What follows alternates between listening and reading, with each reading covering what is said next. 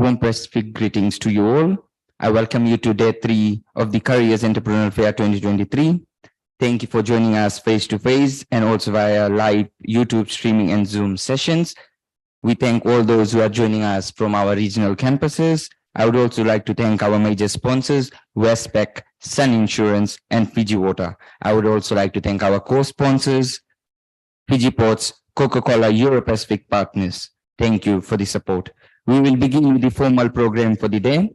We welcome our first speaker, who is a Member of Parliament and founder of Smart Farms Fiji, Honorable Rinesh Sharma. Sir.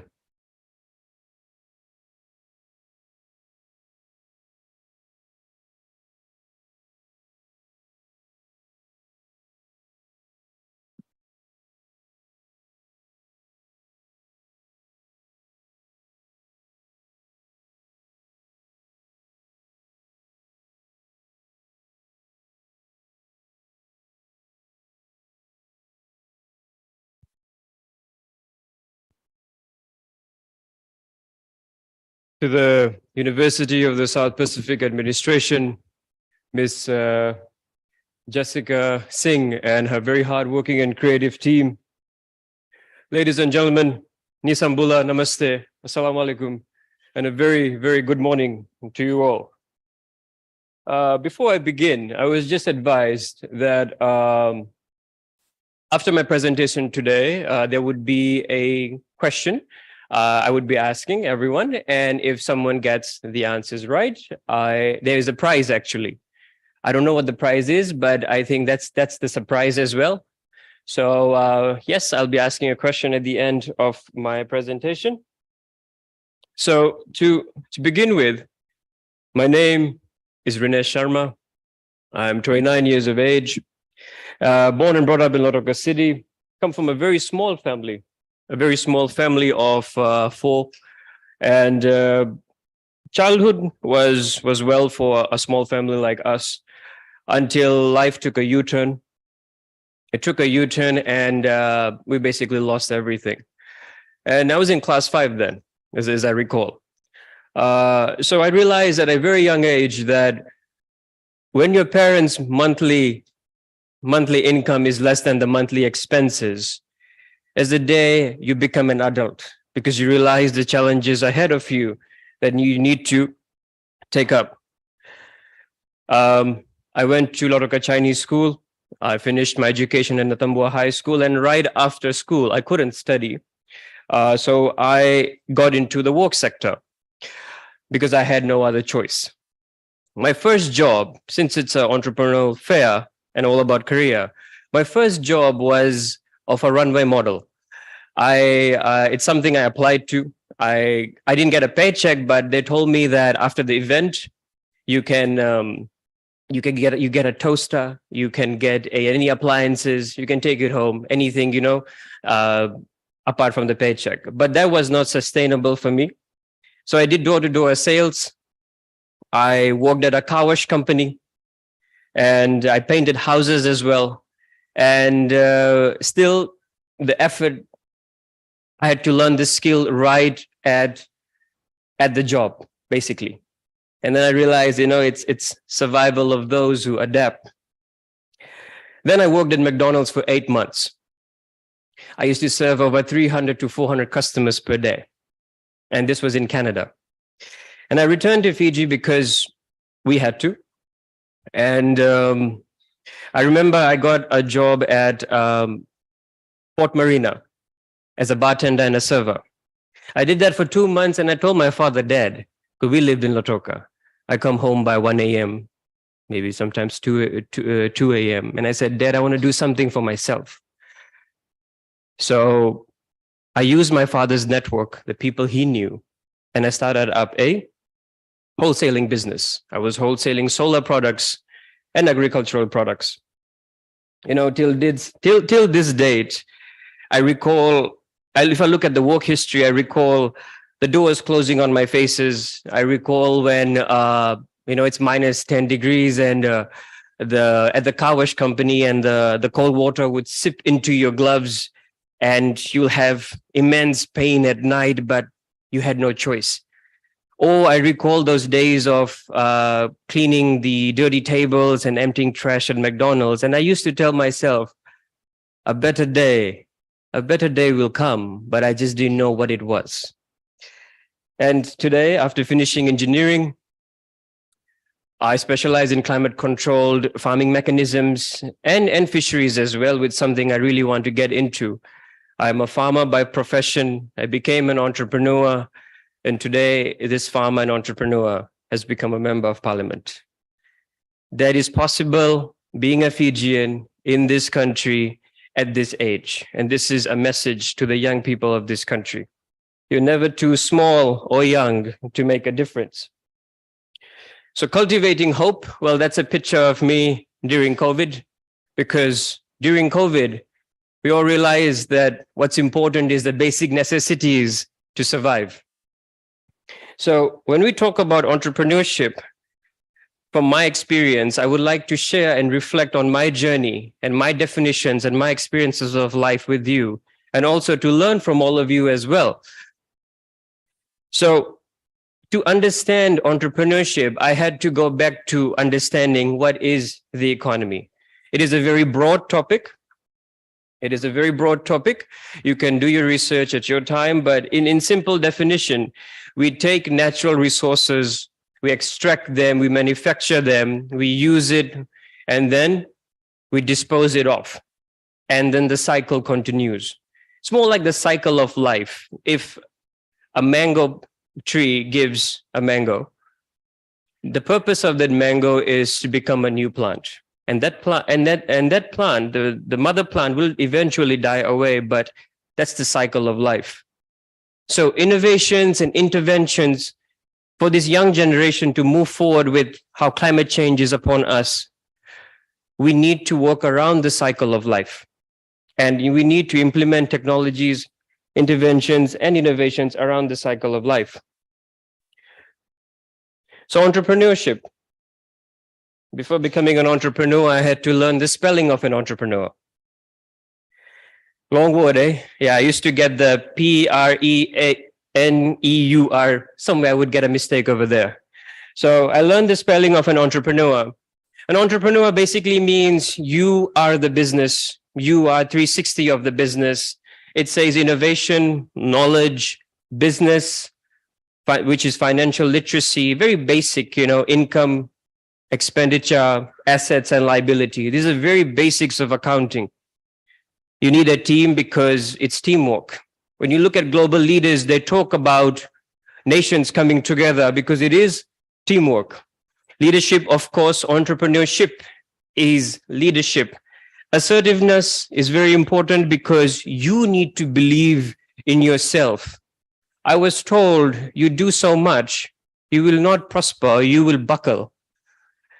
And I proved them wrong. But that doesn't mean that I don't hustle every day. The hustle continues every day. And risk tolerance is basically taking calculated risks.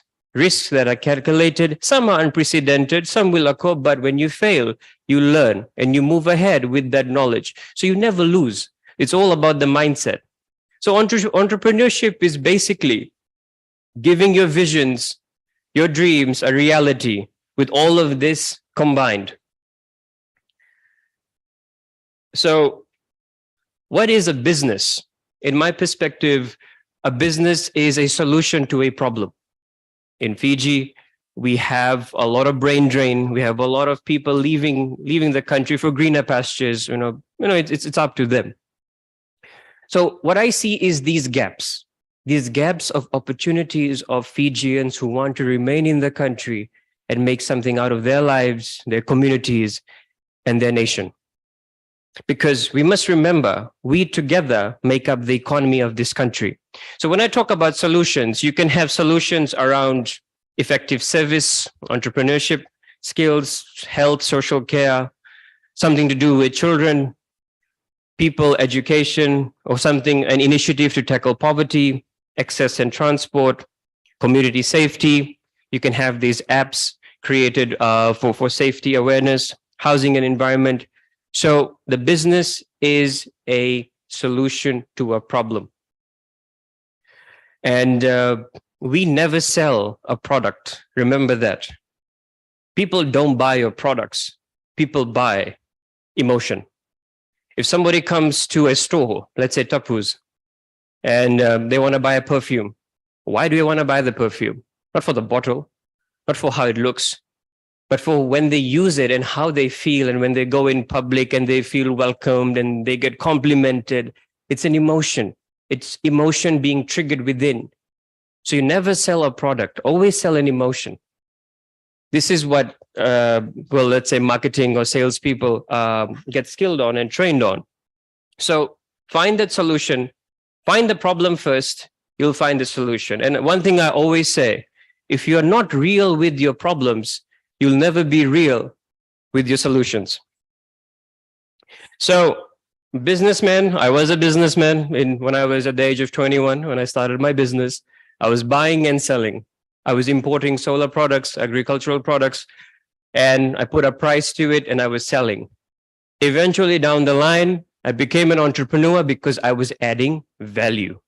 You sell value, which is emotion. And how to never be jobless again? Master a relevant skill. You don't have to know it all, but master one relevant skill which you are very good at. A skill that you have failed multiple times mastering, because that is basically mastering a skill. And that is the art of failure. The more you fail, the more you learn. Build a digital portfolio. It's a digital era today we live in. Utilize that at your best. Make yourself visible on LinkedIn. It has immensely helped me in particular, and to many other people, and many other opportunities you don't find on Snapchat, YouTube, or Facebook. LinkedIn is the way if you really want to grow your career and connect with the right minded people with the shared vision in moving forward. Networking is very important. I would go to so many network events and I would get so many cards. I have a stack at home. But the truth of that is 10 or 5% will actually get in touch with you. This is coming from a real experience. But hey, you know what? It's about the one or two right connections you need to move forward with your idea. Build strong relationships, because in business, you see, whether it's the government, whether it's business, whether it's an NGO, it's run by people, for the people. Your customers are people. So you need to know how people, the demands that people have, basically market knowledge. So when I talk about relationships, it's not your transactions that make you money. It's your relationships with people that will help you move forward. And this is not just about money, but about moving forward. And again, focus on adding value. You know, you add value to that, you have a bigger profit margin. I was brought up by a mother who would play text lotto. Should believe in luck. Scratch it and you might find 30,000. We never did. In fact, she has lost a lot of dollars to playing that. So I always told my mom, I don't believe in luck. I believe in hard work. Consistency is key. Doing the right things every day, being consistent will get you what you seek to get. So that's the huge difference in work and luck. I don't believe in luck. When people tell me, oh, you're lucky, I say, no, I'm not lucky. I just work hard. And you got to work smart. Bottom line. Yeah. So when you talk about business, there's a very few things over here. There's a sole trader. When you're a sole trader, you are the business. Your TIN number is the business's TIN number. Okay. The threshold is, I believe, 30,000.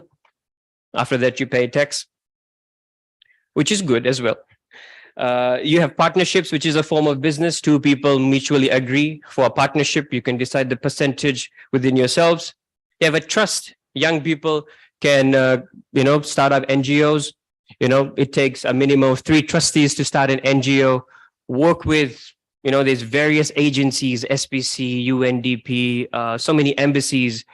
They want to work with young people, driving change, resilience, building robust ecosystems in the Pacific region. And then you have a company. Basically, this is a separate entity which is legal apart from the owners. So these are the things you can look into depending on your initiative and what kind of business you want to have. And this is a must for all digital entrepreneurs. Social media again. Everyone's on social media. Facebook, Instagram, TikTok's really famous in Fiji for many reasons. And then, yes, because a huge part of marketing happens on social media. So being a software engineer, I used to do Photoshop, but you don't have to learn Photoshop because Photoshop is very massive. So many tools. It's a very complex system, but now you have these apps like Snapseed and a few others that you can use. Canva.com. I still use Canva. I made this on Canva.com actually. You can create your presentations, flyers, posters, all for free. Why not? But you can pay also for better quality. But I download the free one. I increase the contrast on my phone and then I use it. Kind of works for me. Email marketing and domains. You can have your website. Again, getting your product visible is key in today's time on a digital platform. So you can get your business, you have an idea, you can get that idea registered legally on Digital Fiji, FRCS and FNPF. All the information is available on their online portals. So it's very convenient. It's something you can look into. Now, my journey. So I would like to highlight and reflect on my journey here in Fiji after I got back from my scholarship. So I had the vision to return to Fiji and contribute to the agriculture sector, build more climate resilient systems and sustainable systems, promote food security, and work towards more carbon sequestration projects, with the goal that we build robust and resilient systems, but in particular, inclusive of young people, women, and the special needs. I had the ideology of a food system for the Fijians, by the Fijians. You see, why do we get a scholarship? I feel that we get a scholarship because I went to India through the Indian High Commission, and I studied there for 4 years, but I had the vision to return to Fiji and do something. I didn't know what it was, but I had just that vision because, home is where the heart is, and heart is where my mom and dad are. So I had to return. And people said to me, you'll come to Fiji, who will hire you? I said, I'll hire myself, for a change. And it was not easy. But I think that's why we're given a scholarship. We go abroad, learn the tools, the skill sets, and we bring it back because we have so much opportunities in Fiji. It's not just a land of opportunities here in Fiji. It is an ocean of opportunities. You just need the right perspectives and comprehension and the skills to implement your ideas to come to a reality. So this was the first setup I did. So basically, I'm a software engineer. I specialize in automated and digitalized climate farming mechanisms. This comprises of software engineering, electrical engineering, and electronic engineering. Well, the very basics. I program hardware. Basically, street lights is something I can program. Smart city programs I can create. I can automate this building as well. But I decided to automate a greenhouse because in Fiji, we are seasonal growers, okay? We are always, let's say, we always suffer because of what the climate throws at us. So why should we suffer for decades? So I said, if we automate a greenhouse, we can have a season controlled farming and we can have the veggies and supplies and we can actually work towards food security because that was making sense to me then. So this was my initial setup as my final year engineering project. So basically, I built that device without blowing anything up, luckily, because again, my background was software engineering. And then I created an app where on my phone, I could see the humidity, temperature, and the soil moisture, and I could control the water pumps or the lights in the farm. So with a click of a button, you're able to access your farm and do, let's say, 50% of your farming. 5 more Fijians graduate from India. So we were, in fact, when Indian High Commission gave me a call, I was working on my business when I was 21 years old. This was just 3 months in. They said, you have this afternoon to inform us if you're going to India or not. And I said, which college is this? Because I didn't apply to that college. I got some college south of India, Andhra Pradesh, which I never heard of. My friends in India never heard of that college as well.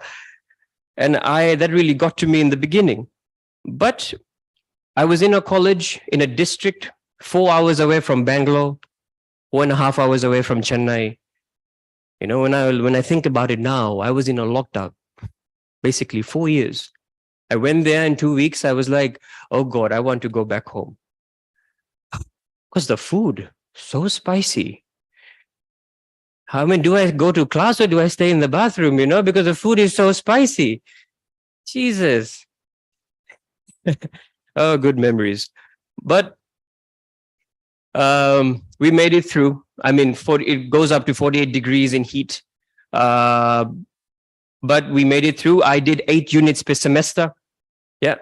There was a lot of workload, but I managed through because I said, I can't return home and face my parents thinking, oh, you know, we gave birth to a failure. I just told myself those things and I didn't return to Fiji. So I made sure that I finished my engineering and I returned to Fiji. And I live in Lautoka City, so I don't have land. So I studied soilless agriculture.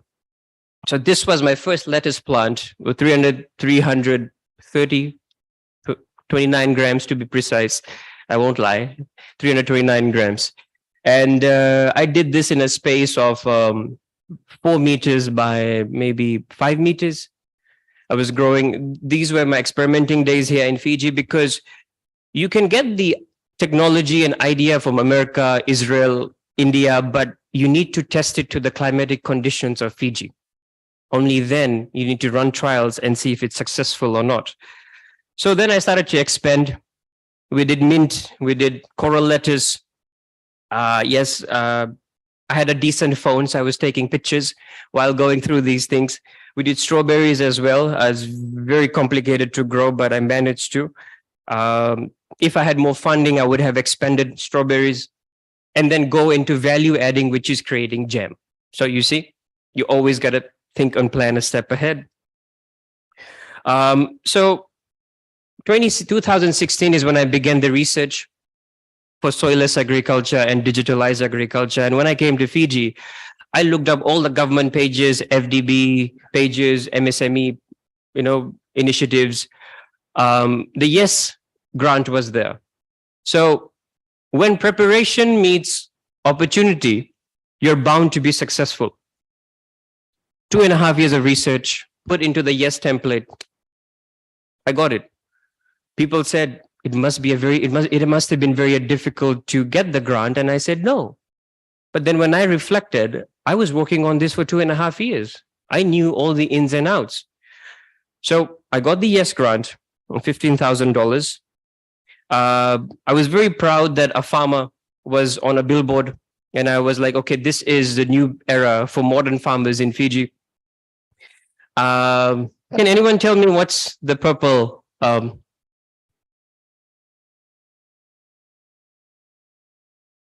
I sold that for $38 a kg.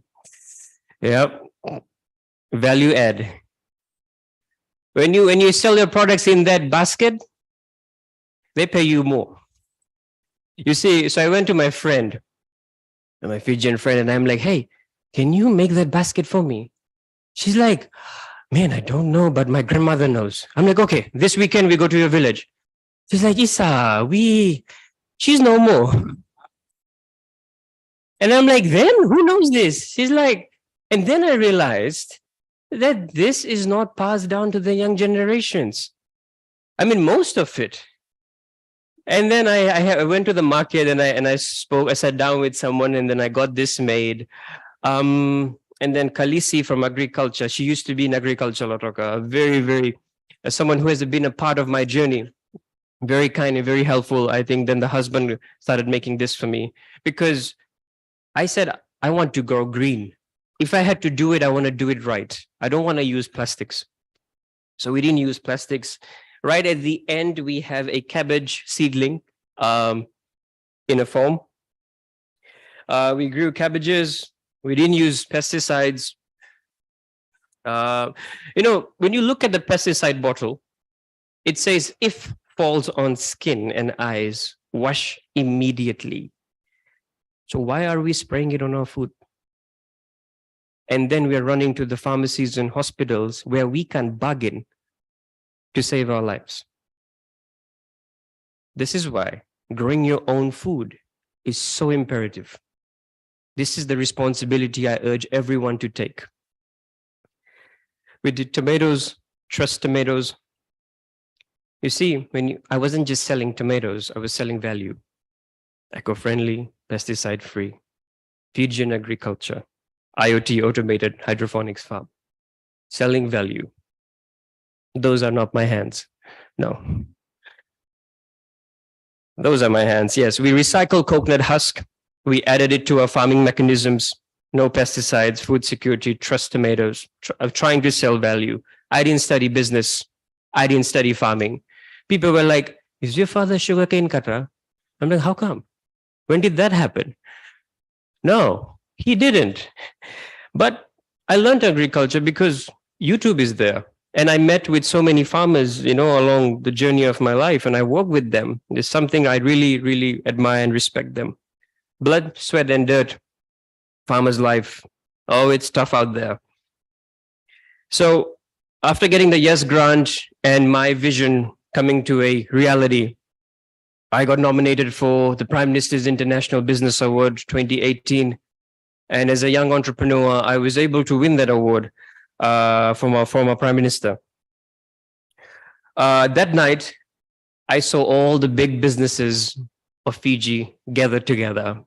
And I was 25 years old, and I walked in as a farmer. And this farmer won. And that victory is dedicated to all the farmers of the country and the region. 2 months down, I won the Youth Collab Challenge, and then by UNDP. And I was going to represent Fiji in Vietnam at the Innovation Summit. We got a little certificate, and that's how Smart Farms Fiji came to life. But then I realized you can have the best technology. When I look at Grace Roads, some of the best technology in the region. And I thought, you can have the best technology, but if you don't cultivate the mindsets of people to be farmers, who's going to operate that technology? So I said, okay, let's come down to the fundamentals and basics of agriculture, and let's teach agriculture. Let's share my success to whoever I can, because if we need to be wealthy, we need to have good health, and we can tackle anything as a country. This is how I saw it. So with the help of UNDP, I started to teach. These were the humble beginnings. Trained over 13,000 people in person and virtually in the last 4.5 years, a lot during COVID. I also got some of the participants to be featured in the media. People always talk about women empowerment, and I saw that, okay, if my training can empower people, empower women in particular, why not? Until date, we have about 74% of women who were the participants of the trainings, and it was always the women who were interested in agriculture. So I said, why not? So things were going well, but universe had other plans for me. COVID-19 hit with Cyclone Harold, ripped my farm. Despite those calamities, we were the first 5 in the world to get a COVID response funding from Bill and Melinda Gates Foundation. And this was to help 45 homes. So from entrepreneurship, I started to realize and see a bigger picture of purpose. We work with multiple communities in Fiji. Is something I really love to do. Um, leadership is not about leadership is about creating more leaders by putting them forward, because I strongly believe that every Fijian can make a difference. My belief is my strength. I just believed in me. Yeah, and I was backed up by failures. I'm not afraid to fall. I'll get back up again. This is how I move. So we worked with many communities. Some of the measured impacts: no pesticides, no plastics. We conserve a lot of water when you use technology, and we recycle, repurposing. I think that's the way forward. So from farming in Lautoka city, from a small setup, I started to farm in Reki Reki. We did 3 varieties of kumala. And yeah, that was someone's goat who invaded my farm. I thought about Christmas dinner, but then I said no. I let it go. So yes, so from farming soillessly, I got into soil farming, and I was the happiest. You know, something I share. It was a 2-acre field with jungle up to this height. And agriculture specialist said to me, "Oh, you can use gazophyte, take out the weeds." And I thought, I'm going to plant a root crop. Well, regardless, that chemical will remain in the soil, and that will hinder the yield that I am forecasting. I took a brush cutter with a steel blade in front, 2 acres, just me. I cut all the weeds down. You know, my cousin somewhere here was part of it as well. So yeah, I enjoy being in those booths and farming whenever I get a chance. From reading other people's success story, I started to write my own.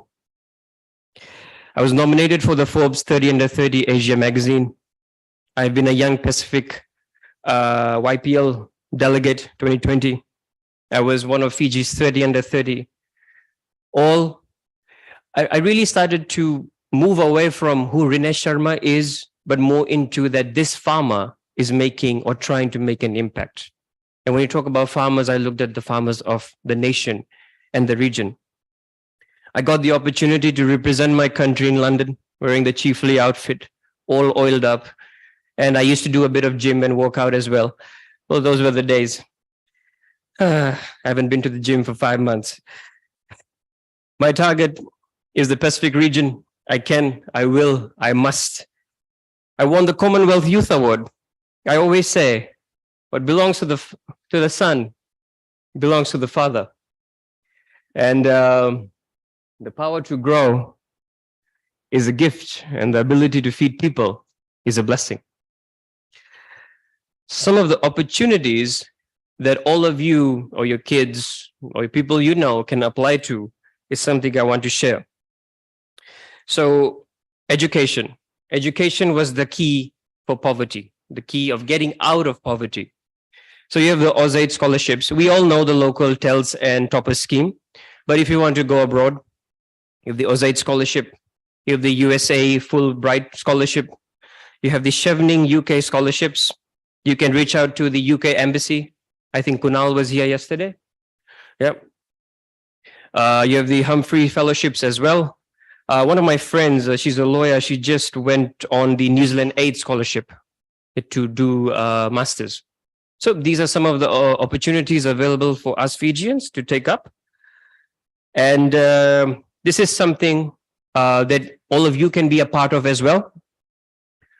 Because I've been a part of this, not successful in all of them, but it'll be good to see you getting successful as well.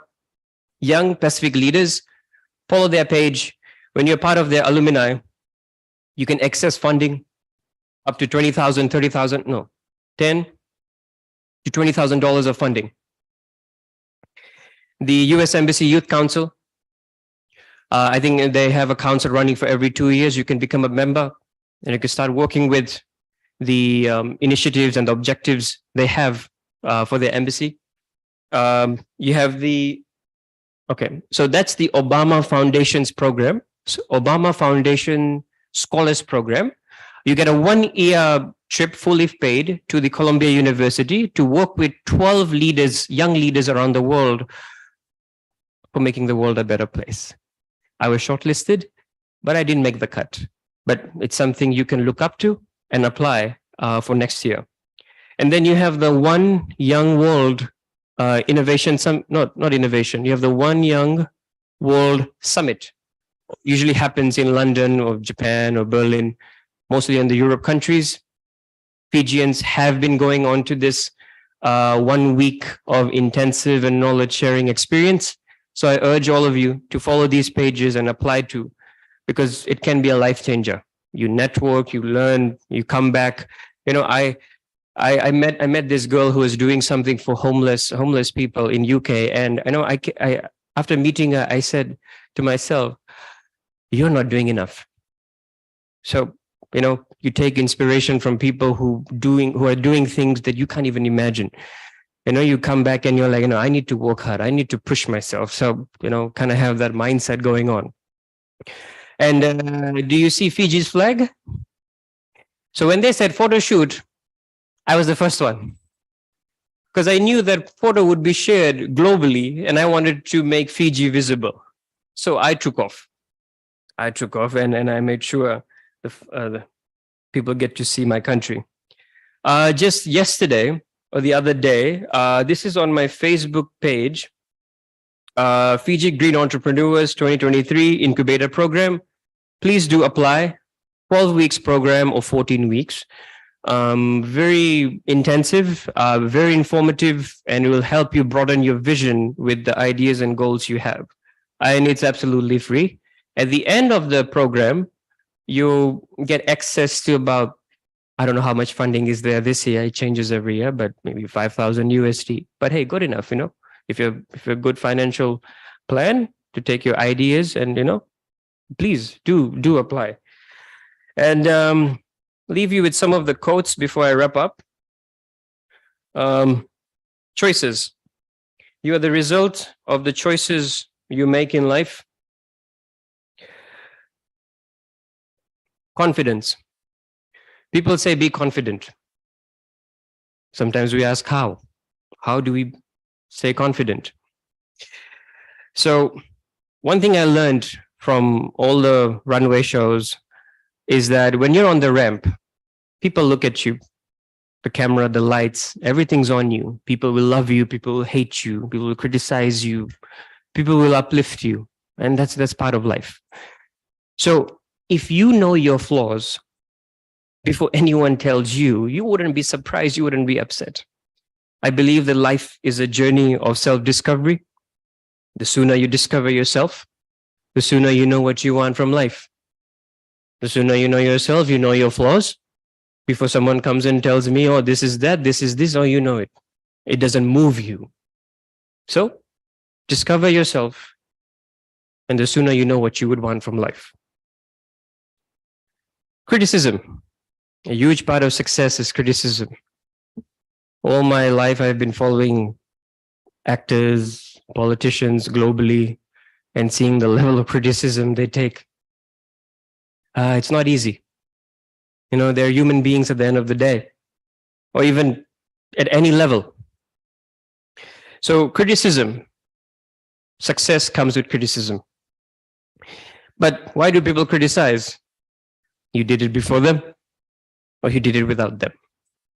It's two simple reasons. Because an entrepreneur and leader who has gone through the process of hard work and the challenges would never criticize another entrepreneur or leader. No. Because you know what you have gone through. Why would you put someone else through that or add that burden on them? Yeah, just be happy for whoever's progressing. You know, this is how I see it. Success is an iceberg. And I think that boat is Titanic on its way. I didn't see the boat actually. So that's what people see. Persistence, failure, sacrifice, disappointment, dedication, hard work, and discipline. You know, personally, I started at the age of 19. I'm 29 right now. Took me 10 years of struggling to make it this far. It is going to take me a lifetime to not struggle, but hustle. Hustle through anything and everything that comes to me. Because it is very competitive, whether it's the academics, let's say, so competitive, whether it's the work field, so competitive, and even more at a national level, it is so competitive. It's not a walk in the park. And something about criticism. Personally, people will congratulate you. Oh wow, thank you, very well done, thank you. But no, but the reality is, I've had a lot of fake friends. I'll be honest. In fact, I'm very powerful when I'm alone because you got you. And you never know who changes, because I feel like we live in a generation where people are just loyal to their needs. Need is over, you're done. You're done. It's just how it is. Success, discipline. I still wake up before my alarm sounds. And that's the first small challenge I overcome every day to feel motivated and to go on with my day. Success. I say success is shaped from your challenges and your failures. Success is never owned because it's an integrated process. Everyone you meet has played a part. Someone processed your application, someone approved, signed your documents, has played a part into making who you are today. So for me, success is never owned. I can never say I'm self-made. I may be the driver, but if it wasn't for my customers, even for my customers, who would I sell the products to? So this is what I feel. It's an integrated process, is what it's called success. And success, again, comes from your challenges. So let it humble you, not make you full of pride, arrogance. Because the moment you're arrogant, the moment you say you know it all, is the moment your downfall begins. Till this date, I read so much. And then at the end of the night, I feel like, my God, there's so much I don't know. Yeah. So that mindset makes me keep reading every day, keep knowing, keep meeting people, exploring new things, curiosity. So let your success humble you, because you never know when the tables turn. Entrepreneurship is leadership. You got to empower people, inspire people, and lead change with a shared vision. Practice self-sustainability is one of the final things I would like to say before I wrap up. We need more locally led initiatives. I feel like the youth are the future of this nation, and they're the ones taking over jobs and businesses in the near future. Young people need to be empowered, educated about their rights, responsibilities, and given opportunities for leadership and roles to make an impact on society at large. And lastly, please join me for collaborative action, investing in local capabilities, ensuring accountability, transparency, addressing structural inequalities, and also having robust understanding about the unprecedented challenges ahead of us as a nation and the entire region. And in continuing building a better Fiji for the Fijians, by the Fijians. I wish you all the very best in your future endeavors. Excel, grow, prosper. Remember, together we make up the economy. The state of the economy is also the result of how productive we are as an individual, which is basically at a micro level. So once again, I wish you all the best. And to the team of USP, once again, thank you for this brilliant opportunity of knowledge sharing and this platform today. Thank you so much, everyone. And yes, if you have any questions, you can follow me. Oh, they wrote something. You can follow me on my pages if you have any questions. It's a digital era. We are available for questions later on, of any ideas. I'll be most happy to answer as soon as I get time. Once again, ladies and gentlemen, thank you very much. Vinaka.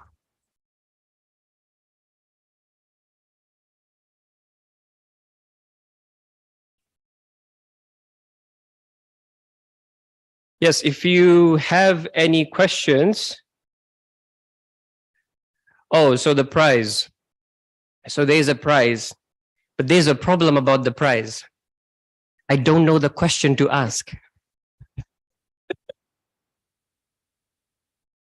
Do you have any questions you would like to ask?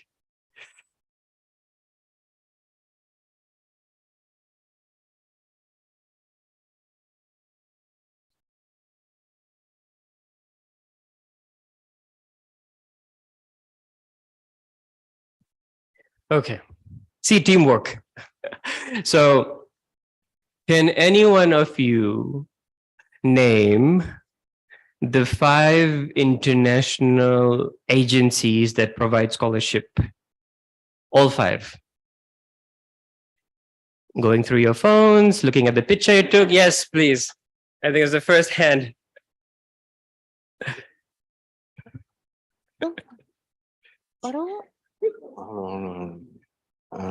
Are you gonna give the mic to her? Yeah. Oh, you. Oh, sorry. USA Fulbright Scholarship and Herbert Humphrey Fellowships, Shaping UK Scholarships, Australia Awards, Australia Awards 2021. What do I do? Which one am I? Australian Awards and USA Fulbright Scholarships, Chevening UK Scholarships, Herbert Humphrey Fellowships, and which ones? Huh? There's only 1, 2, 3, 4. 5. This is 5. The use of smartphones.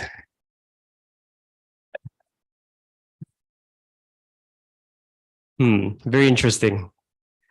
But sir, you didn't get the last one right.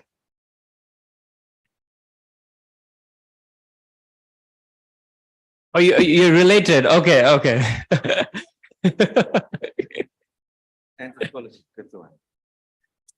Thank you, sir, for the questions, for the answers. I will ask another question as advised. Okay. Can you name... Wow, this is very spontaneous for me as well.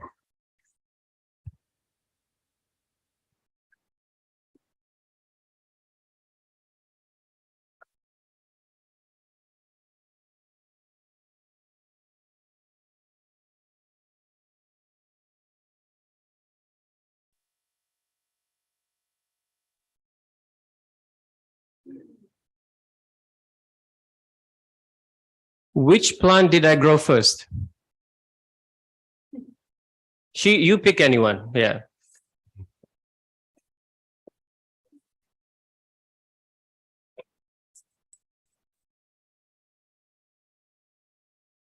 Hi, lettuce? No. Ah. Oh, sorry. I was wondering. Where is this person? Right there. No. No, it's wrong. Not cabbage.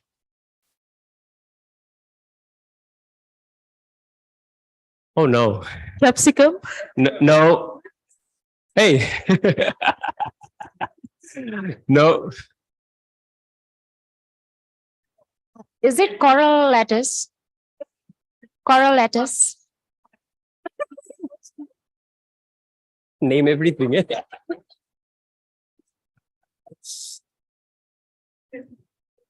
Reddish? No.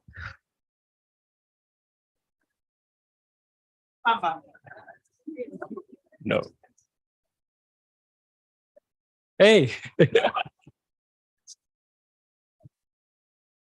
Is it lettuce? Lettuce. No.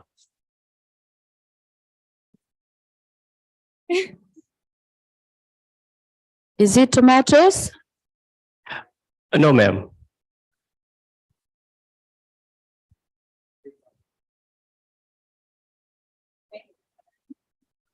Is it mint? Is it mint? No. Very close. Very close. If you say it on the mic, then yeah, I've heard the answer. If you say it on the mic, the prize is yours. Strawberries. No. The mic. Bean. Is it on? Bean. Bean. Bean. Bean. Yeah. Bean. I don't like bean. Done, yeah? Yes.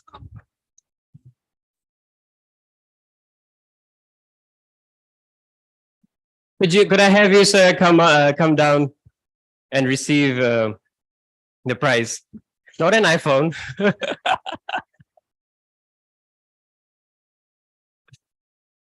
Okay.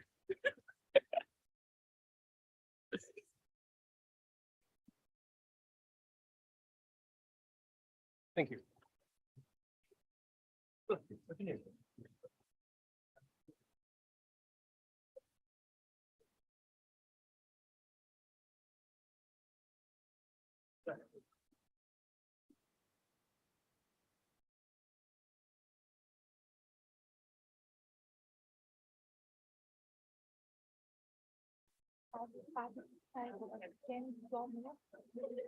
Next question. I'm just kidding. So we have 10 minutes. I would open the floor now for any questions in regards to today's agenda, entrepreneurship. So floor is open.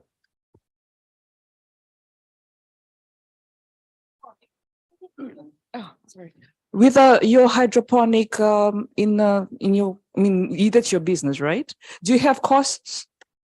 I used to have courses, and in the process, I started my own NGO, Okay. and then we started to work with donor agencies, and sort of it was a step up for us. So in the process of handling those projects with a very small team, and during COVID, we stopped those courses.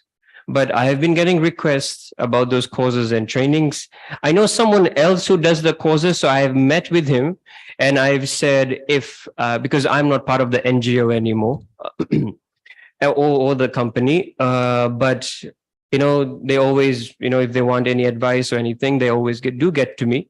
So we are trying to get the courses up running again. I'll be taken by someone else, but with the more of a collective way of two hydrophonic instructors coming together and then putting it out there.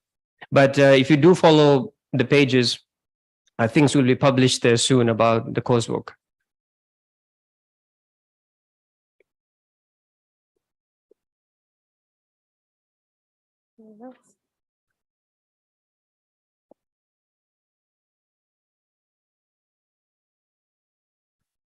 Thank you. Just one question. Have you thought about container farming with the artificial atmospheres and everything for strawberries and stuff that aren't locally grown here in Fiji? So that would be possible. That would be possible, if honestly, I had more funding. Let's say access to funding, because the initial setup cost is pretty high. Because you're replacing the natural sun, and then you have a climate control because they grow in cooler environments, more acidic in nature as well. So from a business perspective, because people have reached out to FDB as well with this idea, great idea. It's just that the upfront cost is pretty high. And one of the managers told me that discussing a very similar project of container farming, in particular strawberries, and then creating value add with so they just had the idea to grow strawberries in a farm, but they did not talk about creating value, like Fijian made or Fijian grown strawberry jam. If that comes in play, hey, you know what, I think your profit, you can really reach your break even very, very, very in a lesser time. But the idea is very profitable, even with blueberries as well. Sorry, just the second part of that question. with the grants that are available from the different embassies and the scholarships, sorry, not the scholarships, but the grants. Because a lot of them are predicated on it being sustainable and being green, would the container farming as an option come under that umbrella? Would Well, it be? Yes, you can. You could say, I'm going to recycle a unused container. See, recycling keyword. I am gonna involve the community members. See, empowering people, the social aspect. They want to see. I'm gonna be educating the people who are gonna work with me. So you're building capacity. You know, this because the funding and the donors, they understand this language. You know, then like the word entrepreneur. You got to add words like recycling, repurposing, adaptation, mitigation, resilience, climate resilience. So yeah, and sustainability, which is continuity. You're going green because you are growing locally. And the angle to that is if we import, we increase the logistics of importations, increase carbon emissions. So we are growing locally. So, on that angle, if you do write it down, yeah, it's sellable. Because I always say this, nothing against Dalo farmers, but I always say this, you can be the best Dalo farmer, but if you don't know how to sell those Dalos, there's no point. So, and this is one of the reasons I've seen, because I work with so many farmers, that the middlemen, they take advantage, and nothing against the middleman as well, because I've seen farmers who sell at a very less price. And the middlemen, they buy at a very less price, but then they sell at a very high price because a farmer knows how to grow it very well. Oh, he's an expert, but then he doesn't always know how to sell it. That's the language of money, financial literacy. Yeah. So this is what I'm trying to promote, so that you farm, you grow. You harvest and you sell. Yeah, correct. So yes, if you frame it this way, carbon emissions, sustainability, using used containers, yeah, all the best. Yeah, I love to see it start up. Any more questions? We have one lady right there.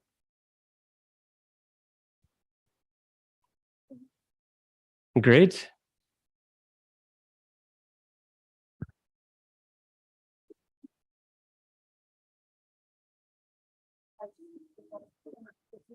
Those chemicals to protect our plants from these pesticides. So my grandmother, cousin grandmother, she's 82 years old, wakes up at 5 a.m., goes to the farm. I'll reach at 7 a.m. and she's like, you'll be a farmer. And 7 a.m. is morning for me. She would get a 200-liter drum, fill it up with neem leaves. She grows the chilies, dump in the chilies after blending it. That's her organic pesticide. Learned it from her. Yeah. But not. Some people use soap detergents, because you see, you have these mites, you have the green mites, you have aphids, followed by the white flies, followed by black ants. And they just love on eating those. But you must remember as well, when you look at cabbages, if the cabbages are eaten by the worms, it means they were accepted by the pest, which is healthy. If a chemical is sprayed onto it, the pest would not really be invading it. So always look out for these cabbages, or try and, connect with some farmers and go right to their farm and purchase off. Because when I took my dad to India for operation, and I spent every penny I had to save my father. We can't bargain with health. Can't. They live the life they want to, but I'm here promoting, your health is your wealth, and it's your responsibility. It is your responsibility. We must realize that somehow everything's made to control population. But we in Fiji, we have the resources, we have the people, we have abundant resources.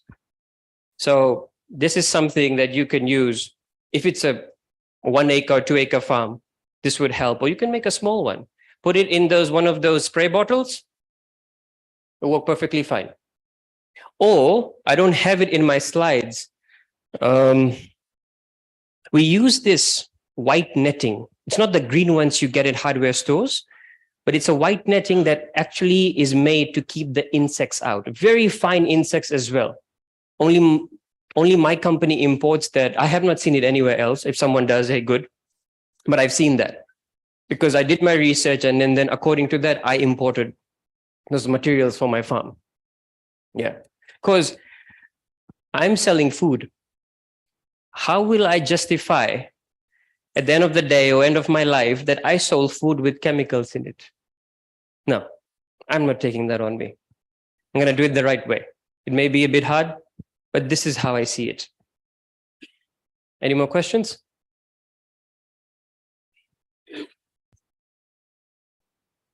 So can you just please elaborate on the time frame or the when and where the Greenpreneur Incubator program takes place? So can we roll back? Even I don't know. Because I got it in the email. I was part of it, but I couldn't finish it because I had other commitments.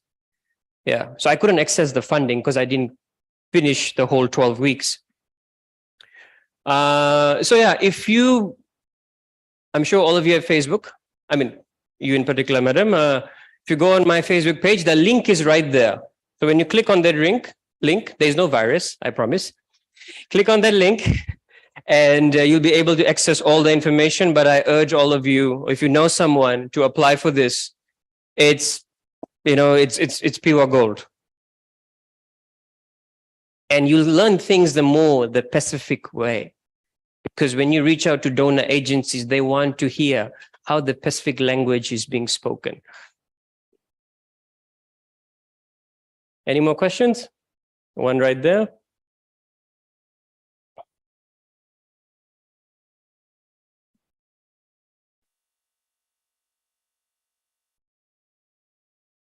Sir, about the year's grant. Yeah. Is it still available and the requirements?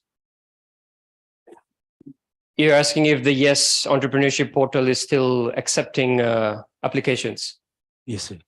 Is it still available? I hope so. And what are the certain requirements? Well, if you do look up their website, it is there. Just need to go and visit them right. Where are we in Suva? We are in USP. I'm not from Suva, okay? I get lost in Suva, despite having a GPS. Yeah, you can take a look at the ministry's website, and the information is available there. You can go and meet the team in person. I think the staff has changed. I'm not sure because the person I knew actually left to work for UNDP. So check out Ministry of Youth and Sports. They have funding as well. I think up to 5,000 Fijian dollars for your innovative ideas. Ministry of Youth and Sports is there. Ministry of Agriculture is there. Recently, they gave out 20 hydroponic systems to 20 farmers. And they had like 25 initiatives: rotovators, land tillers, spake fork, building farms, seedlings, tons of initiatives. All you need to do is apply. You see, one of the challenges I had was I'm the person on the ground, but I was not skilled with writing my ideas in black and white. But I learned. It's just how life is. When you're challenged, you just gotta push. You gotta learn. So do look up the websites. Check out FDB as well, because you can ask them for some of the previous proposals. If they're willing to share, you have a template to work with. You can ask the Yes or the Ministry of Agriculture, Youth and Sports, if they have previous proposal templates. Ask. Yeah, I'm sure they have. So, and then you can build yours from that structure. Or you have Miss Jessica Singh. I don't know where she is now. You can also always ask her as well for these templates, because it's about career, it's about you know, young people trying to step out of their boundaries and do something. So always good to ask. All right, any more questions?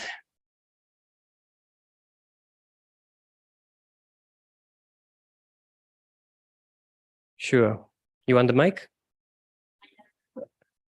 I'll give you the mic, and I'll give you the mic. Wait. I want the person right in the corner who's participating to be a part of this. Thank you. Hi, my name is Rita. I'm from Budi South Road, Nursery. I've got a small farm, which is just around my house. And my plants are still green, which I use every day. And the thing I would tell you, my sister, the main thing which I do in my plant is mulching them every second or third day. Mulching the plant. When you do the mulching, the worms and everything, the fleas will run away. That's the only way to get away the plants to be green. Another one is, which I learned from my grandmother, is gold. You put it in a bucket water, leave it there for a while, and then you sprinkle that water around all the plants every time. Another one is yogurt. You can mix it with the water and spray it. Your plants will never get any fleas. So I would inform anyone on that, because I'm a small farmer. Actually, I just started it and I want to grow more like you, the way you are. So I will try my best to do that, Mr. Sharma. Thank you very much. So everyone, please add her on Facebook, follow her on TikTok for more information. That's great. That's great. Very, very inspiring. All right, guys. Thank you so much. You have been lovely. And it's an honor. It's an honor to be here. Thank you.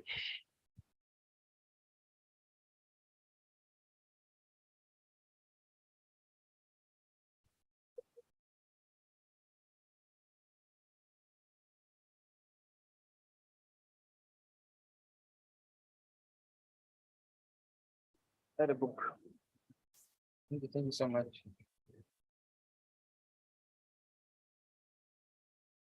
So that was Honorable Rinesh Sharma from Smart Farm, Fiji. Let's give a big round of applause.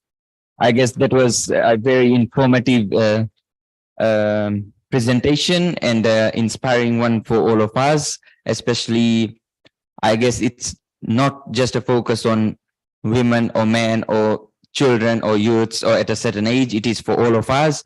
I guess it is never late to start. And let's give a big round of applause to him again, once again. That was really great. We have our next speaker, Mr. Watson. Mr. Watson is on his way for his presentation. So I'll give you a bit of 5 minutes to stretch yourself and get ready for the presentation from Young Entrepreneurs Council. This is Yak. So Yak will be here with us in a while. And during this time, once again, I thank all those who are joining us through Zoom. Thank you so much. And thank you for participating with us. I guess they wanted to write in the chat box, thank you, sir, but they were not able to, I guess, type, so that scribbled on your screen, thank you, sir. I guess that shows they really loved your presentation also from Zoom. During this time, I would like to thank our major sponsors, Westpac, Sun Insurance, and Fiji Water, our co-sponsors, Fiji Ports, Coca-Cola Euro-Pacific Partners. Let's give a big round of applause to all our sponsors for making this event a successful one. We are into day 3 of our event. We have next Young Entrepreneurs Council. We'll move on to a break from 1 p.m. to 1:45 p.m.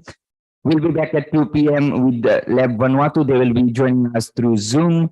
From 3 p.m. to 4 p.m. we have Rest Fiji Patient. We'll have Miss Rosie with us with a wonderful presentation. So if you wish to go into the patient side, that is the time you need to be here.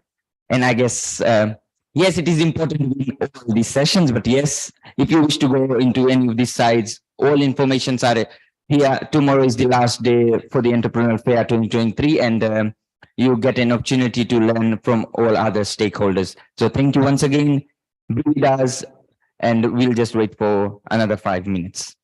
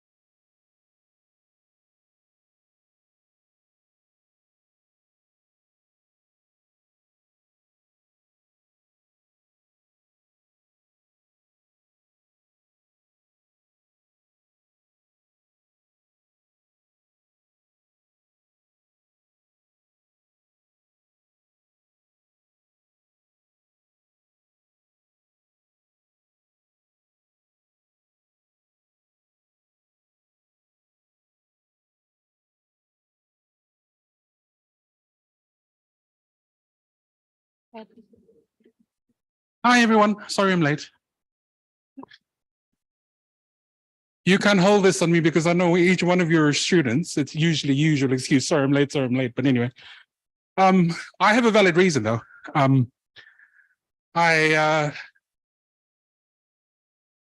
Everybody on Facebook? Everybody got a smartphone on you? Of course you do.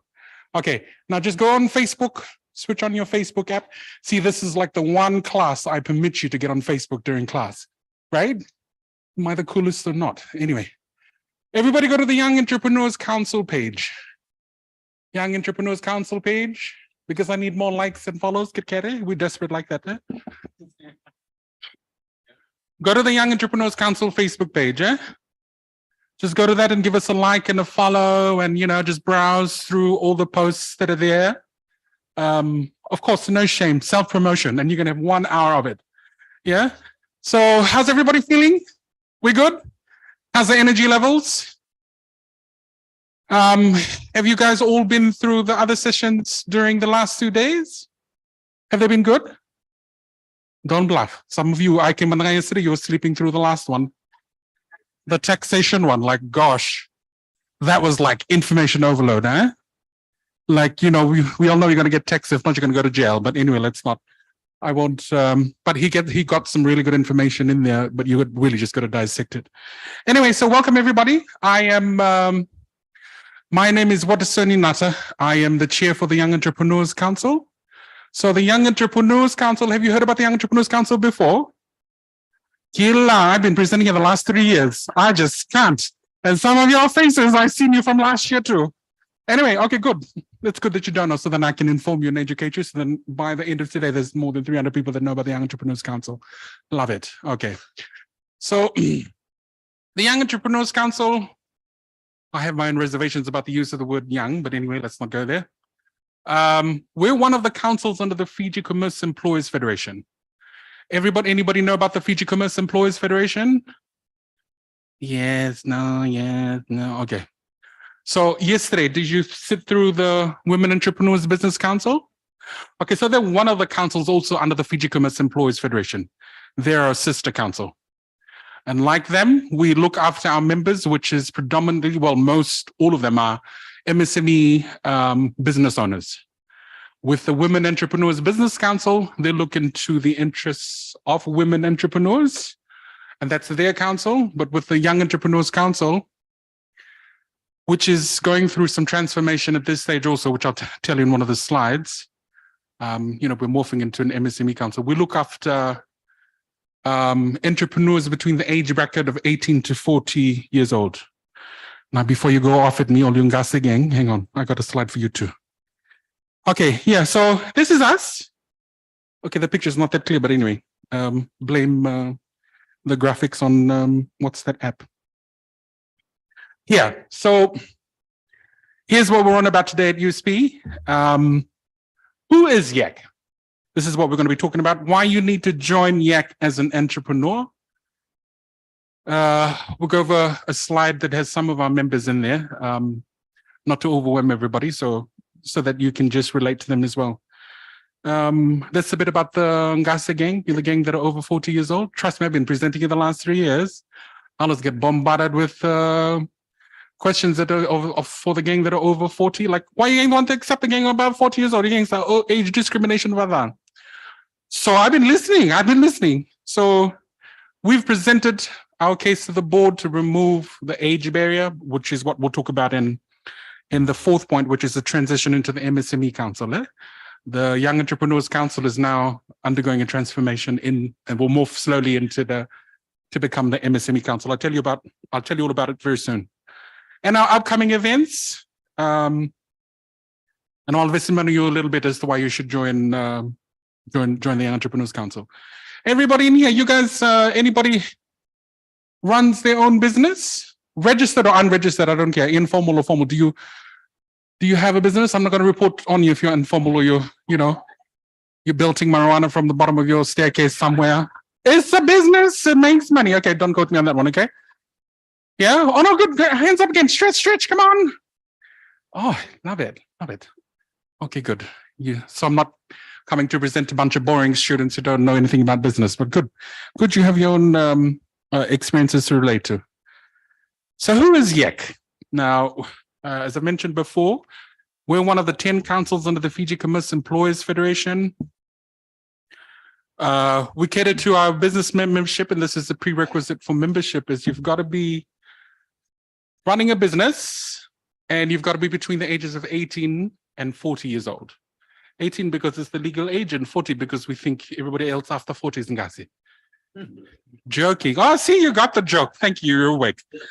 Okay, we welcome all MSME entrepreneurs from all sectors. Yeah, we don't demarcate if whether you're a registered business or an unregistered business. Yeah, even though the informal sector makes like millions and millions of dollars, they're like hiding your money under the bed and everything like that. But we use that as a way of trying to encourage members of the informal sector to join the formal sector. And by becoming a member of the Young Entrepreneurs Council, we'll show you the advantages of why it's important to become a registered member, because you can get access to a whole lot of other things if you're a registered business. Most of the prerequisites to funding, into bank loans, and to any sort of accessibility to grow your business, a prerequisite really is to be registered. But anyway, again, we don't discriminate between whether you're in the informal sector having an unregistered business, or whether you're in the formal sector by having your business registered already. If you have your business registered already, all good. You can become a member of the council. We can show you how to register your business if you want to. No pressure. Yeah. The Young Entrepreneurs Council is a support group for all. You'll be surrounded by MSME owners.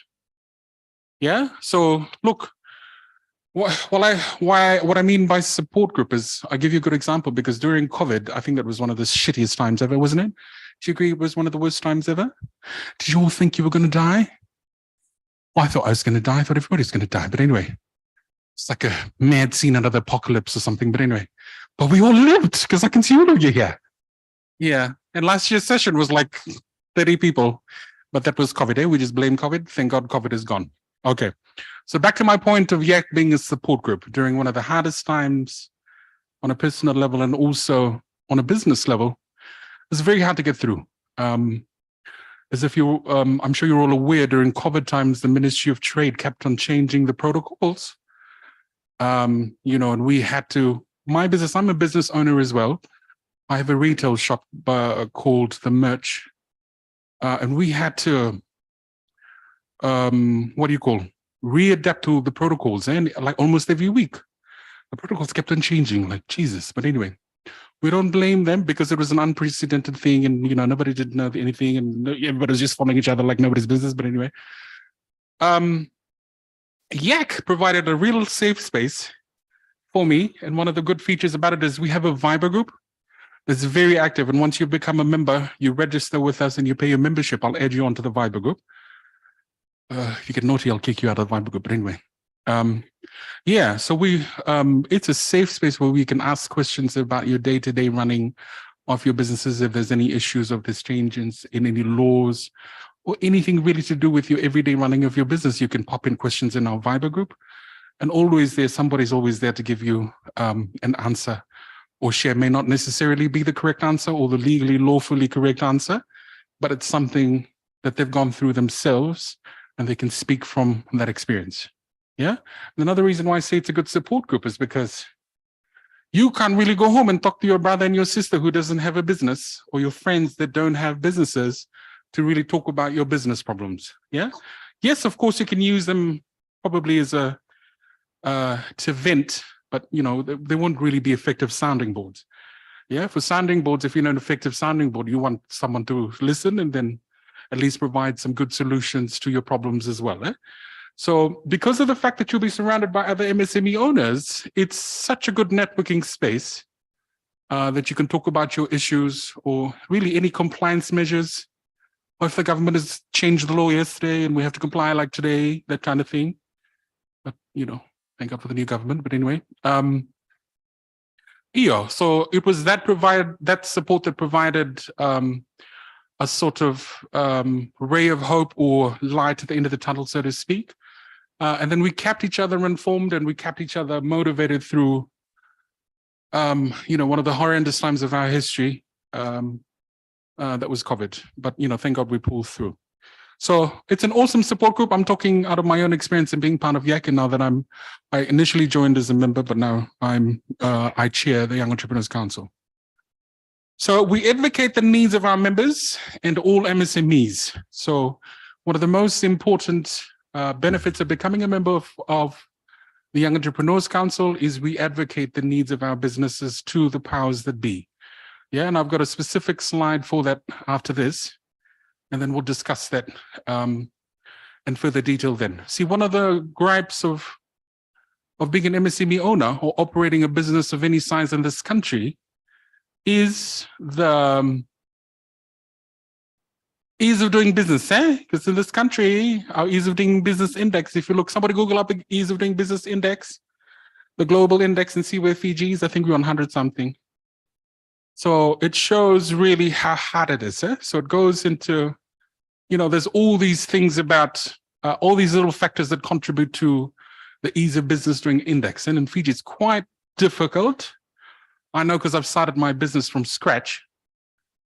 And having to meet all the compliance standards by FERCA, by FNPF, by the Registry of Companies, by National Fire Authority, by... You getting set through John Apted's presentation yesterday? What did you learn? Wow. I'm going to report back to John after this. Anyway, John. Anyway, so one of the... We love you, John. I know this is being recorded. You're going to get me out to this. Anyway, so one of the compliance places that he... did you pick up the Ortovingo, who's... man... just escapes me. Help me out here, guys. You have to register your copyright license with them if you're playing music. Did you know that if you're playing music in your shop, whether it's from the radio or YouTube or anywhere, you have to get a copyright license? You guys know that? See you again. We're listening yesterday. That's good. Yeah. What's Sarah is the name of the organization you have to get registered with? Huh? FIPRA. Who said FIPRA? Man, if I had a prize, I'll give it to you. But I'm not John Apple, so they give the prizes to John Apple. Yeah, to FIPRA. So my point being is, there's so many compliance institutions in Fiji, like, God, you have to keep up with them, because ignorance of the law is no excuse. FNPF will let you sue if you 1 month miss your FNPF and you don't lodge it on the portal that half the time isn't working. Who's from FNPF here? Shh. You get penalized, So it's always keeping up together with all these things that gets a bit overwhelming from an MSME perspective. So that's the kind of support that YAC provides is, and we'll go over it after this as well, is we bring in and what we're having now this week is an entrepreneurial week. We bring in speakers from various sectors to come and talk about MSME related topics. So we do that on a continuous basis year in, year out.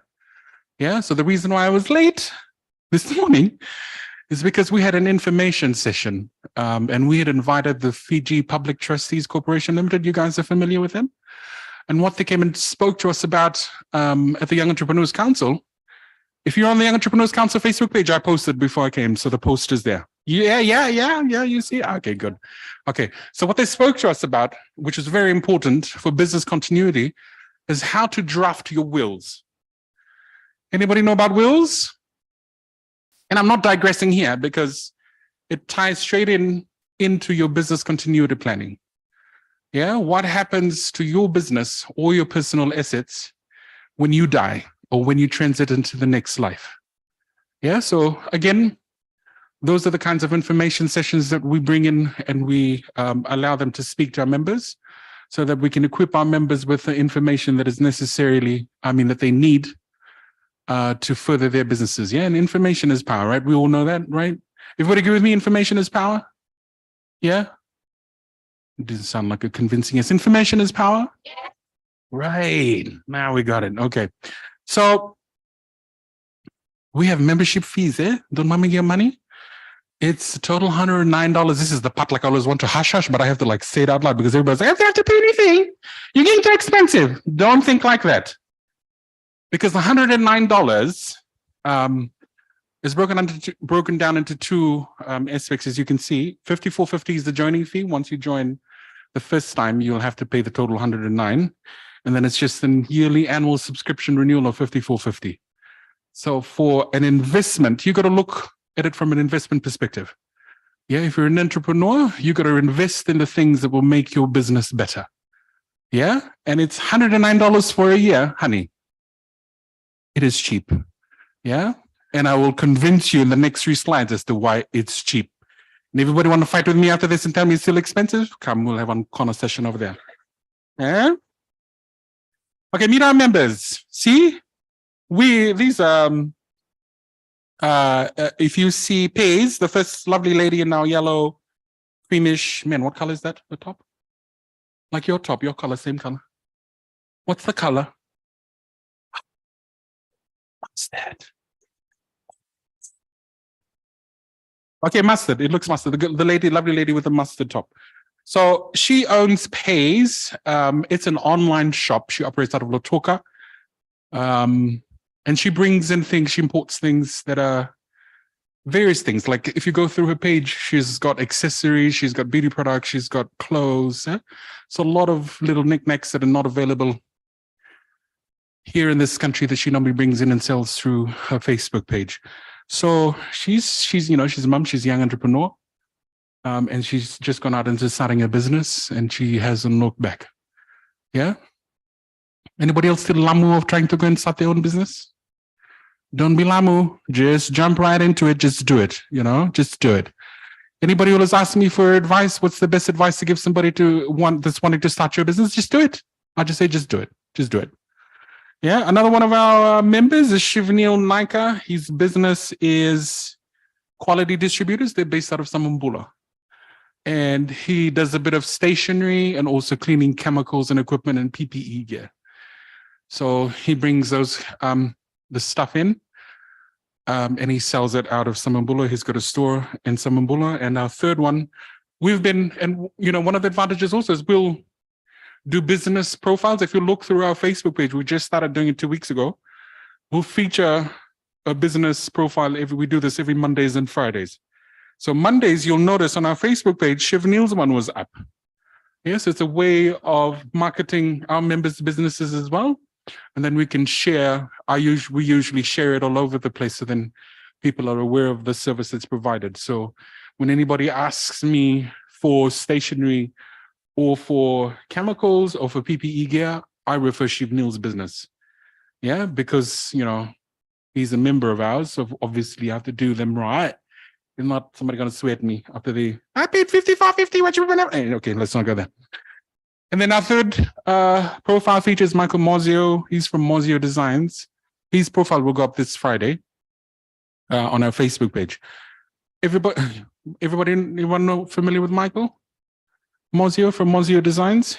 But the guy's a real entrepreneur. I mean, he's gone into other business ventures as well.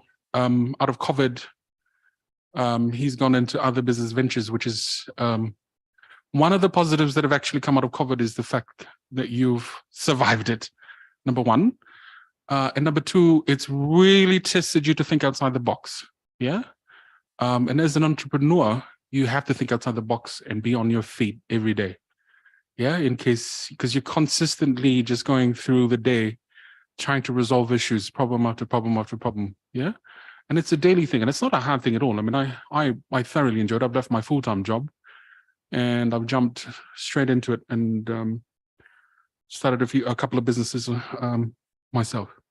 Yeah, so we're all young people. Well, then, guys, again, your slide is coming up over this, so don't be disheartened. I don't want to get any comments about being discriminated against because of age, which is against our constitution. But anyway, look, the point to note is we're all young people there. There's a lot of fresh energy. And the difference between the older generator and the younger generator is the younger generator love to share information. The older generator is a bit like, it's like catch, yeah? Like you have to, it's like knocking on, let's not go there. We have to love our elders, like the Bible says, love the elders. Yeah, but I'm saying If you compare it to networks of the older generation where they don't really like to share information, the younger generation are free to share information. We're more free in that way. There's so much liberty in terms of how we want to help build each other and help each other prosper. Yeah, so it's a completely different thing. You guys will get what I'm saying when you encounter what I've gone through myself. Okay, here's where I start to visit one of you gang to see if whether you gang want to join YAC or no. Eh? Okay, why you need to join YAC as an entrepreneur? Now I'm just going to go over. Gila, that black thing is blocking my main point. No manners. Anyway. Oh, gone.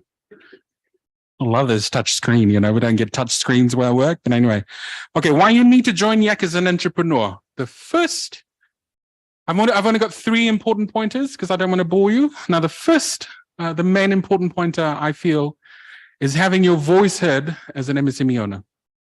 Yeah, and I did, you know, talk a bit about how hard it is to do business in Fiji, not to discourage you. Yeah. But to help you understand the kind of climate and the context that you operate your business in. Now, how do we change that? Yeah, how do we change that? One of the main ways we can change that is having our voice heard with the powers that be so they can change our laws. Yeah, we've got to be able to have legislative impact because Parliament, you know how the laws work, eh? Parliament, you know, suppose, well, it's 16 years of no consultation, eh? But anyway, we'll usually, when a law is drafted, it would be brought out to the people for consultation and comments. Yeah, before it's then gone through the Solicitor General's office for a first draft. Who's studying law? Anybody studying law? Who's law students in here? No law students, gosh. All the law students are boring, eh? Yeah. I studied law, so I know they're all boring. But anyway, yeah, so they used to have a law reform commission, and it used to be exciting before because they'll have public consultations, and then you can come in and say, you know, we'll come up with a new business act, you know, or say for instance, the MSME Act is coming up for debate in Parliament very soon. Well, they're drafting it. It's not gonna, it's probably by the last term of this year that they will then pass it through Parliament. Yeah. So we've got to be present in these various spaces so that your voices are heard to impact legislative change.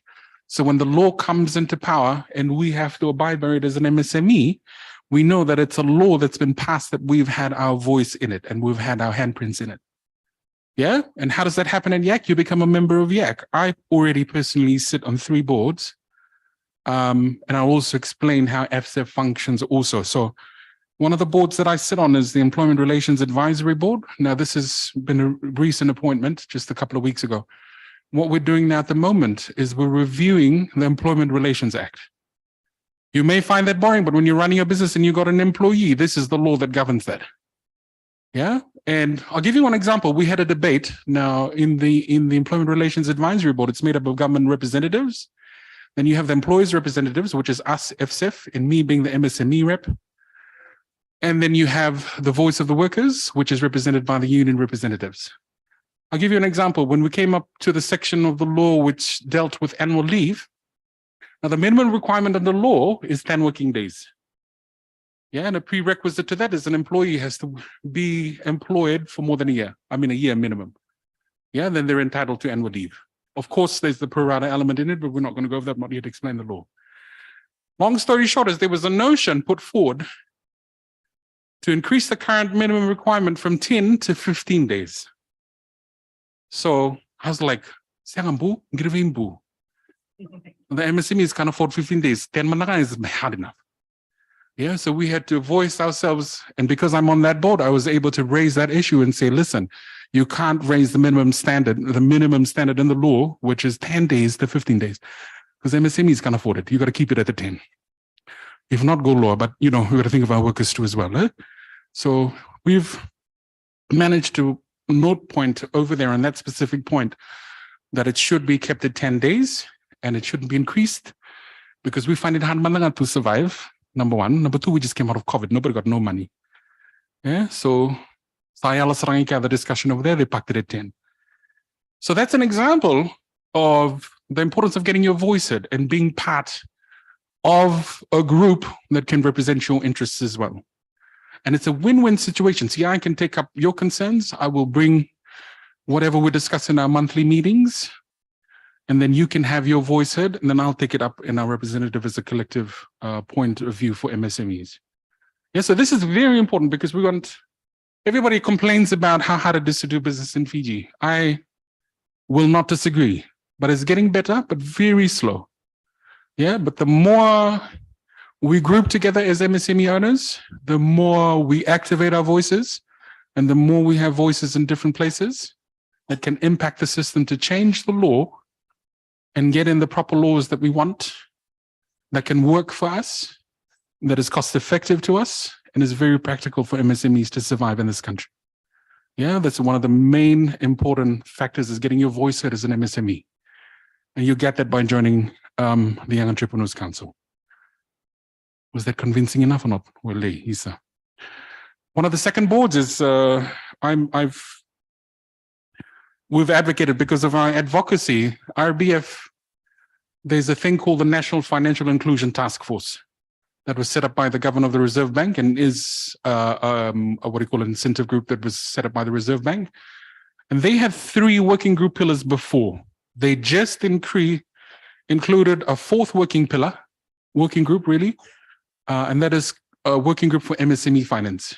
So because of our lobbying and because of our presence in all these places, they've given the YEC chair the position of chairing the working group for MSME finance in that space. So you have a voice in that space. Why is this important? It's because the banks are shit. Any bank gang here? Okay. See, you gotta laugh here, laugh. Oh, sorry. Westpac will love you, darling. Except Westpac, okay?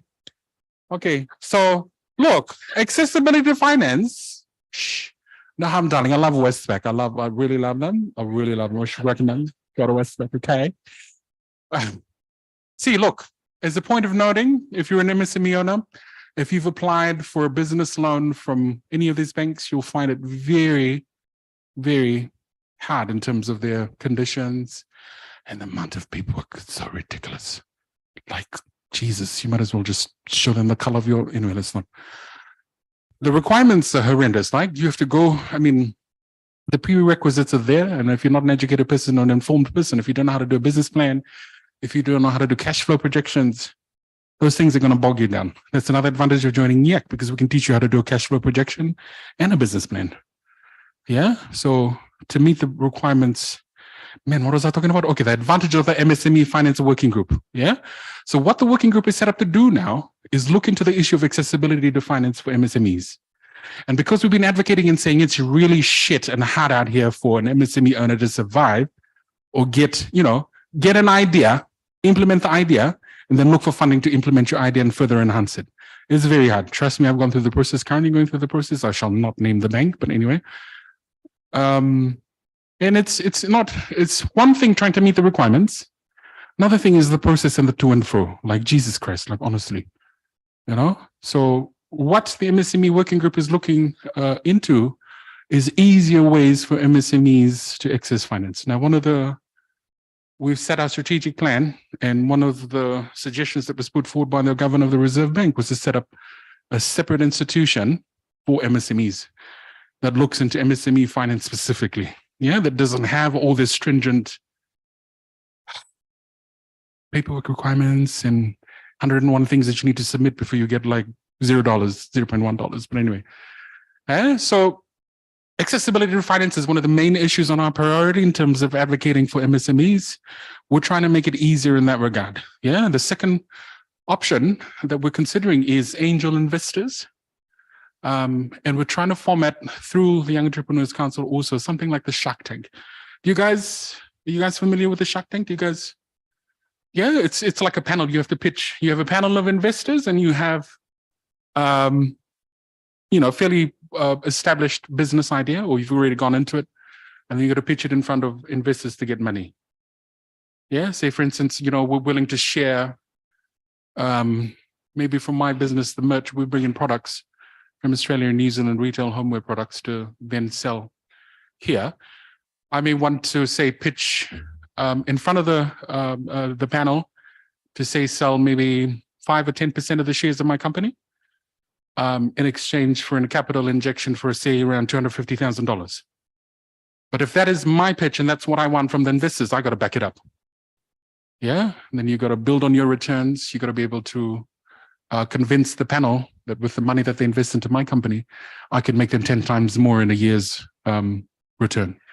Yeah, so that's one of the third examples that we're trying to bring in and set up as an alternative way of gauging finance for MSMEs. Everybody be thinking out of the box and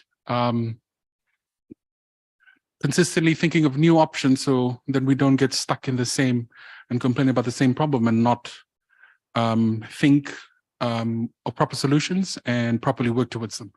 Yeah. So you have a voice in the MSME working group for accessibility to finance, MSME finance it's called. It's MSME finance working group with the National Financial Inclusion Task Force under the Reserve Bank of Fiji. So I chair the working group as well. So again, by being in that position, I advocate the serious need as to why we need to get more friendlier options so that it's much more easier for MSMEs to survive in this country. Look, it's not going to happen overnight, we know that. But at least we have a voice that's in there, so when the change actually happens, it's something that's bearable for all MSMEs. Yeah? And the third panel or board that I sit on is the Young Entrepreneur Scheme. You guys are familiar with the Young Entrepreneur Scheme? You can get like $30,000, but you have to apply for it, and then you got to pitch your business idea. Okay, there's a presentation tomorrow with MC-T-T.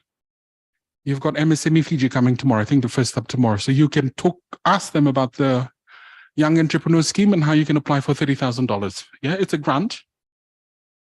So there's some, if you go through the MC-T-T website, one of the tabs is Young Entrepreneur Scheme under the MSME Fiji tab, and then you can access the terms and conditions under there. So I sit on that selection panel, but because I'm on the selection panel, when your applications come through, I have to recuse myself.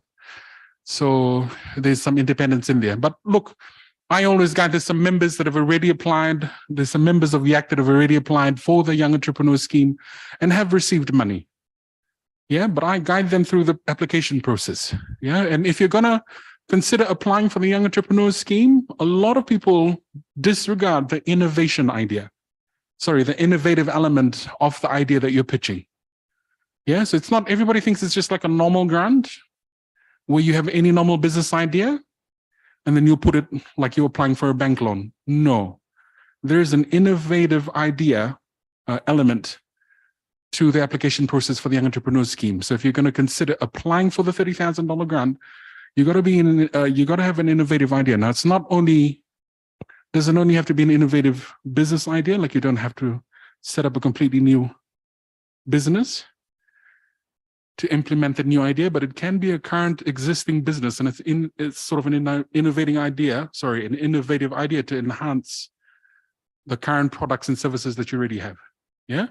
So just that element, because a lot of applications, we just come, Willie, it doesn't fit the innovative thing. Some be such a bango. Eh? And then they call and say, oh, why do you get people da? So I tell them, I'd be like the bearer of good news, but I'll get sworn at and everything, but it's okay. But I always tell them, listen, you can reapply, but you got to satisfy the innovative element of it. For more of the Young Entrepreneur Scheme, you're getting bombarded the gang that's coming tomorrow. I know them, so you bombard them with all the questions that you can get. So it's very important to get your voices heard as an MSME. This is one of the 3 boards that I sit on, that I take up the voice and the concerns of MSMEs to impact legislative change in that space. There are other ways also. We do it through budget submissions. The national budget submission is coming up. You guys are aware of the budget submissions?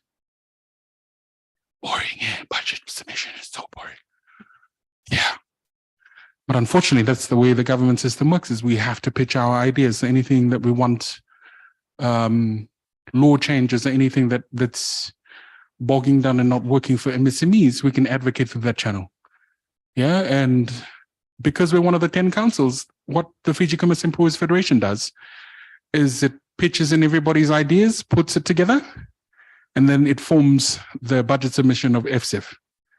Yeah, and that's a written submission, and we also present it verbally to the Minister for Economy or the Permanent Secretary or whoever is responsible there to receive the submissions if there's any or submissions that's been received.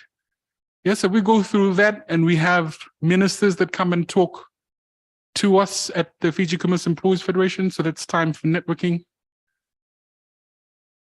Klaya, you have to, when you network like that, you have to, any gaps in there, you have to like, please, sir, minister, this is, this is the gap that MSMEs face.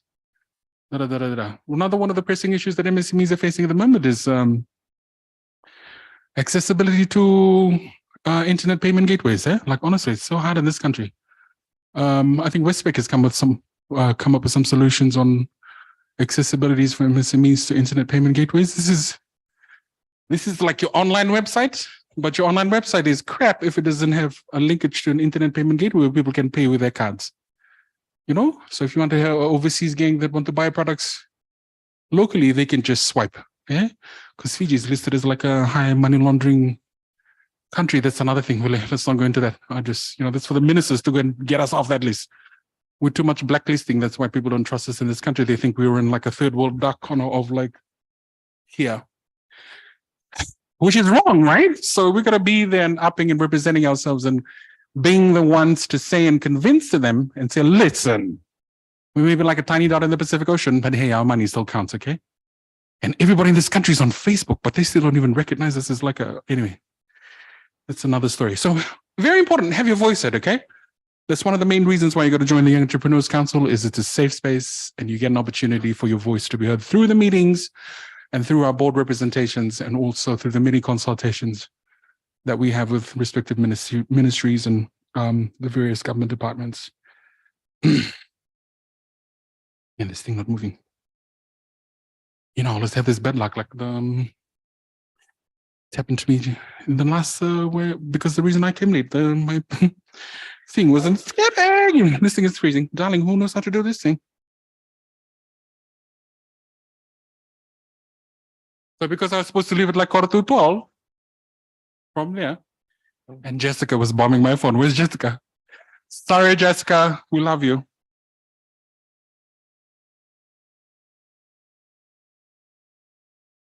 Is this the next slide?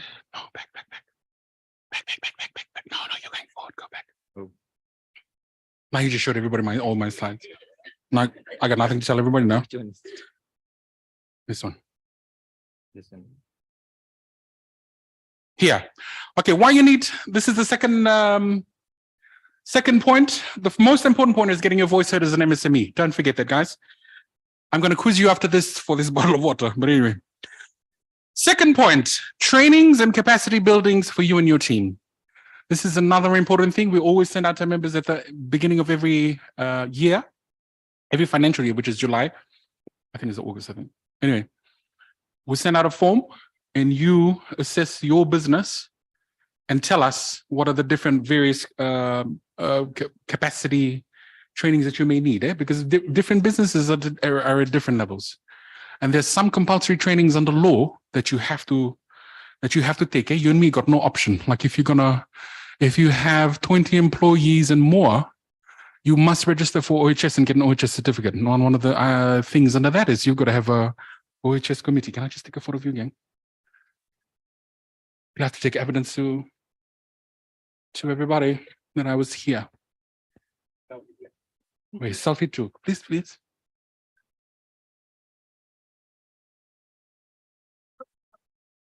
Man, who does this, I think I'm worse than John Apted.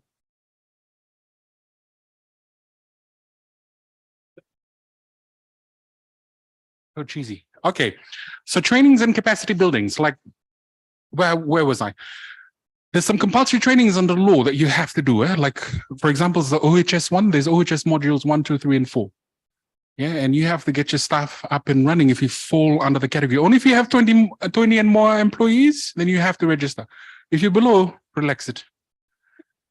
But I have lower than 20 employees. I have 10 employees that run and manage the merch. I've still set up an OHS committee because we work out of a warehouse, and everything gonna drop and fall from there. So we just need to know that You know, if it's something that's falling from there, somebody needs to be one responsible to show that, you know, this is not safe. You know, just little things like that. So they're aware, like if it's a slippery ground or something like that, that's an OHS requirement. Because if a fella slips and falls, they're going to sue me. So you have to be aware of things like that. And those trainings are provided through FSEF and also through the Young Entrepreneurs Council. Another example, another compulsory training example, if you're going to apply for a fire authority certificate, you have to get the fire wardens training as well. That's a prerequisite for it. Yeah, so NFA provides the training, and we always provide that through our members through FSEF and also accessible through the Young Entrepreneurs Council. So there's a lot of, and depending on the feedback that we get from the training capacity forms in terms of what you need as a business, like different people may require accounts training or say digital marketing on digital platforms, that's specific training. I want to learn how to understand Facebook algorithms, you know, so you counter that into social media training. Yeah, we want to learn how to get more markets for our products if we're, you know, if we're in the export business. But we always get people like the biosecurity guys to come in, FRCS or the agro marketing facility to come and talk to our members. So through FSEF, they facilitate all of that. And there's always donor funding capacity building trainings that we get sent invites to. Yeah, so they can send, okay, there's a training down in the West. We need 4 or 5 representatives from the Young Entrepreneurs Council to come and attend this training. So then, you know, we give it to, like if it's an agricultural related training, then we usually would give it to whoever's business is in the agricultural sector. Or if not, somebody that is knowledgeable about the wants and the needs of the agricultural sector as well. Yeah, normally I would go and also accompany the relevant members as well. Yeah, so it's very important as a business owner to assess the needs of your business and the capacity of your team that's on the ground. If they need some sort of specific training, you can indicate that to us through your training analysis needs form. And then we can see, we'll address the collective training needs first before we go into an individual basis. You guys are set with that? Trainings and capacity buildings? So, you know, it's a wide range of areas that we usually cover in this area. And that's another advantage of joining the Entrepreneurs Council, because you'll get access to it. Yeah, and you get training certificates at the end of every training, which is a good thing to enter your CV. You build your CV, you build your company CV as well. Yeah, so these are some of the examples of the trainings that our members. I particularly like what's written on that poll over there on the far right. But anyway, yeah, so these are examples. Networking opportunities. This is another thing. Look, as a business owner, I used to be like personally, I love my personal space. I may have a big mouth, but oh, is everybody giggling? It's true, eh? Gosh.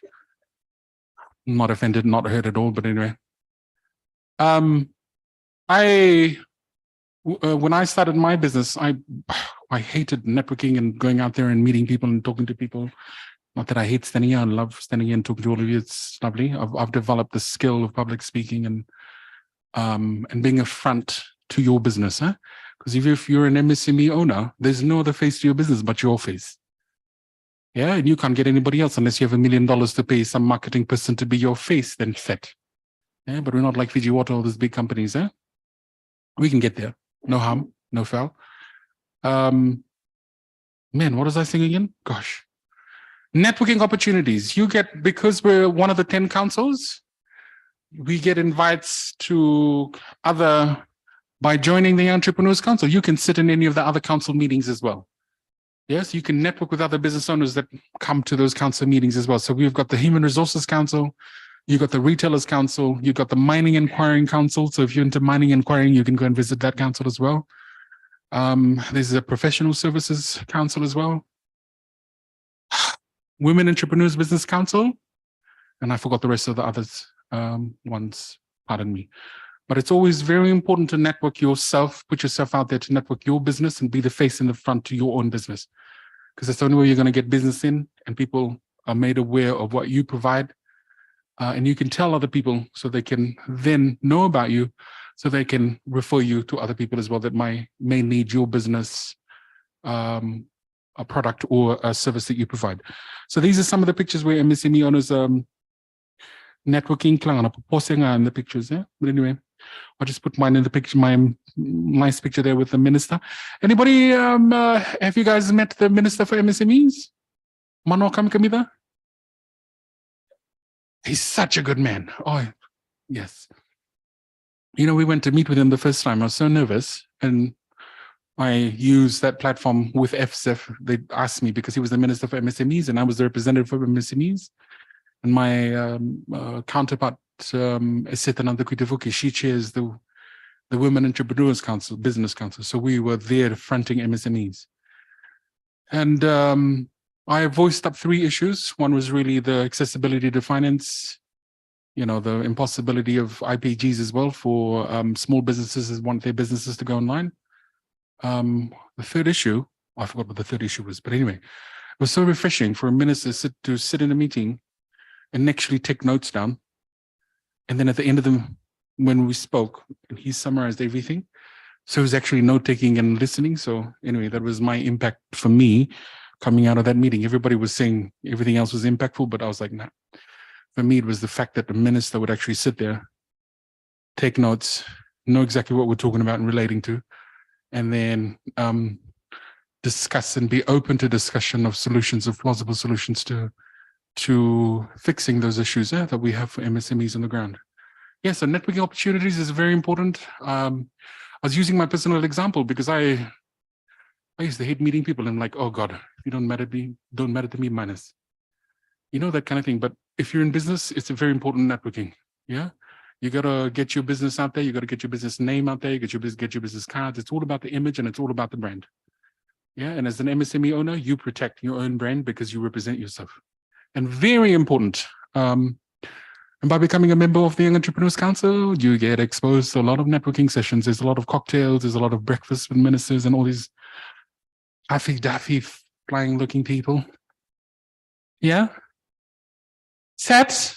That was the third reason. And that's the final reason. I'm not going to bore you anymore with any other reasons. You better be sold to join the Entrepreneurs Council after this. I will be very mad. Yes, therefore, Stucky. Okay, here's the part for the oldies. Lol. I came very well prepared for this because the last 3 times I came in the last 3 years to present, I always get attacked by the old gang. Hey, you people on your age 18 to 40, about the 41, I'm turning 41 tomorrow. So I hear you. I heard you. I took your concerns back to the board. And we've pitched it now. If you follow the Fiji Commerce Employees Federation Facebook page, you will note that 2 weeks ago we went through what do you call? Was it a rebranding? What was the terminology we used? Oh God, it's written there, rebranding strategy. Yeah, so we went through like a refresh. We called it the refresh. So we got up a new logo. That's the new FSIF logo that's on the bottom of the screen here. FSIF is there. So they launched the new logo. And we had the minister, and it was a cocktail event in GPH, and there were a lot of the government ministers and representatives that were present. So it was a good time to go network and talk about business issues and MSME issues that business owners face. Now, one of the important announcements that was made during that day was, and I'm quoting here in the first point, is FSIF is also in discussion and in final stages of launching an MSME council, micro, small, and medium enterprise council. So the Young Entrepreneurs Council is transforming or transitioning into the MSME council. Now, what does this mean for you? Is all the oldies can join now. So we're removing the age bracket. So no 18 to 40 years old. If you're 50, 60, 70, you can join the MSME council, which will now, you can join the MSME council. So we're transforming the Young Entrepreneurs Council into the MSME council. Yeah. So we can welcome you all with open arms. Do you love me now? You love me, right? Right. Thank you. Yeah. So anyone from any sector can join in at any stage because, you know, we're in a country, and if you look at other developing nations, the MSME sector is very strong. And you may neglect starting your own business. You may not think it's a good idea to go into, but you impact so many more things when you start your own business. Yeah, you empower yourself, you empower your family, you empower communities, you empower everybody around that's in your sphere. And setting up businesses and the MSME, and there's lots of MSMEs. I mean, COVID-19, we saw a whole mushrooming of MSMEs because a lot of unemployed people then got forced into, starting up their own businesses and selling stuff so they could put food on their table. Again, I thought was one of the pluses for COVID-19 is a lot of people that didn't think that they had entrepreneurial skills, then just got forced into it and did it. And a lot of them very successful, a lot of good examples that have come out of COVID. And it's such an exciting thing. Yeah. And, being an MSME, if you have your own business, it's, it cuts across a whole lot of other social issues, like unemployment. You can get people employed. You can employ yourself. You can employ your whole community. Yeah. So it's a cross-cutting issue by just starting your own business. And then we'll have a group that can support you and then has your interests at heart, like the Young Entrepreneurs Council, now the MSME Council. That you should join. Very important to get the support and the necessary support group to help your business grow and morph into a more developed business, growing and making more millions in the years to come. So anyone from any sector can join in at any stage, given the Fiji dynamics. See, our dynamics in the Pacific. Everybody from a young age is forced to go to school, right? I mean, that's why you're all in USP, right? I mean, you're here because you want to be here, or you're here because your parents sent you and told you to go to school, if not F off from home, something like that. But you know what I mean, eh? Like predominantly, the culture in the Pacific is everybody has to go and get an education. I don't think it's any wrong. I've gotten an education. I've put myself through the education system. I've studied law. I've graduated from law, and I've gotten further education qualifications after that as well. And then I've started my own business. So it's usually like that. The main system is really encouraging education. They don't really encourage entrepreneurship from a young age, which is one of the things that we want to try and change slowly. But we need the help of everybody by you just starting your business now at this age, so we can make it a norm for the younger generation. Like, did you guys sit through the Lava Queen's presentation on Monday, Tuesday? Did you love it? Yeah. Did you love how she impacts her children and how she involves them and how empowered they are, right? And that's by her, just one woman, one strong woman starting her own business, and the impact she's created through all her customers. Yeah, so everybody, it creates a whole plethora effect that affects a whole lot of social issues in this country in a positive way. So that's why I want to encourage you. So don't think that you starting your own business, that you're operating in a silo, you're contributing to a whole lot of other things. And that's why you need to join the Young Entrepreneurs Council. Okay, upcoming events. We've got more guest speakers lined up for the Young Entrepreneurs Council. Like today we had the Fiji Public Trustees Corporation Limited. Those gang do drafting wills and all of that. You guys know that, eh? We've got Noel Tufinger. He's our in-house IR consultant. He's going to be talking to us about employment contracts. I've been sent an invite to Mary Samsoni. Mary Samsoni owns the Hot Bread Kitchen.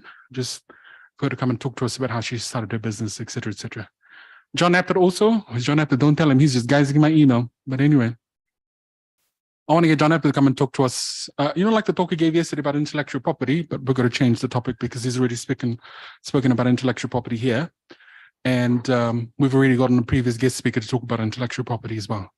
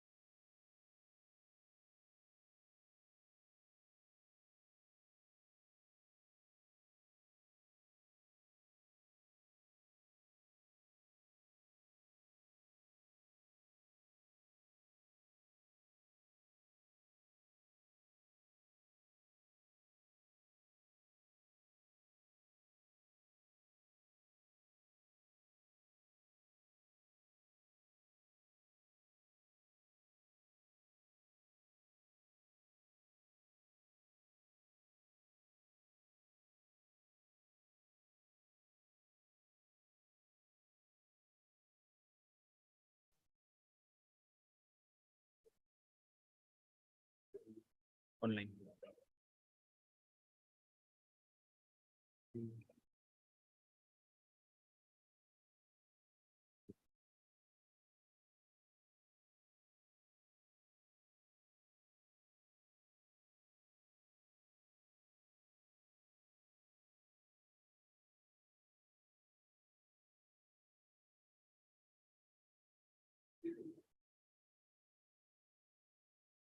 이건지 왜? Awesome.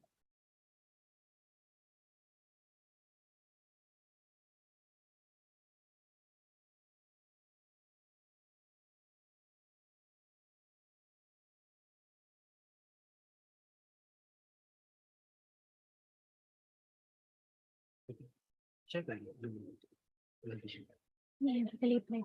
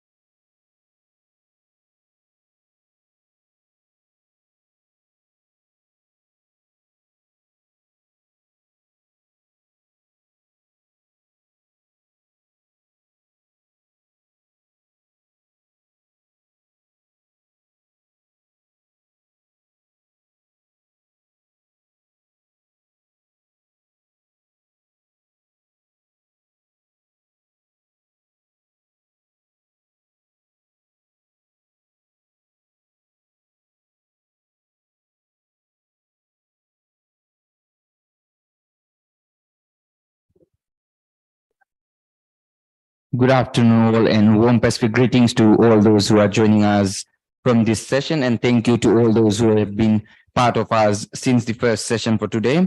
We had began at 11 and we finished, we went out a bit late for lunch today. So now we are back again and we are here for our third session for the day. This is from Vanuatu. So please let's give a big round of applause to the Vanuatu gang. Miss Torika Kalman, she's joining us from Vanuatu. That's a wonderful thing. She's joining us and she's taking out her time to elaborate us on career entrepreneurial goals towards a sustainable environment and towards the theme. So once again, let's give a big round of applause and I give Madam the opportunity to present. Thank you.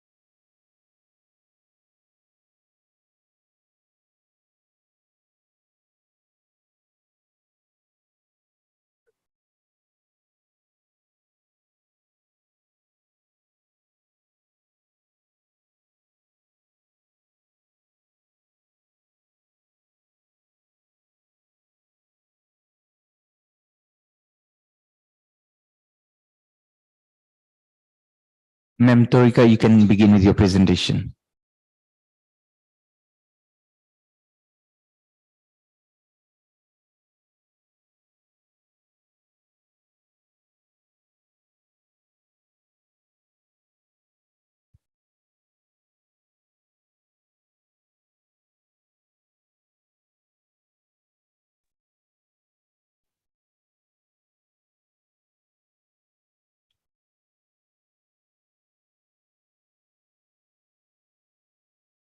Hi, everyone. Can you hear me clearly? Yes, we can hear you. Oh, thank you. So, sorry, give me 1 second. I'll just share my screen. Okay, I hope everyone can see this clearly. Okay. So, yes, so hi everyone, good afternoon. My name is Tarika Kalman, and I am a program coordinator at VLab, one of Vanuatu's first business and idea incubator. So before I start my presentation, I would like to take this opportunity to thank the organizers of the MET-USP Entrepreneur Fair for the invitation to speak, and I hope everyone listening can learn a thing or two about who we are as a business incubator and the capabilities that we have to offer to entrepreneurs in Vanuatu.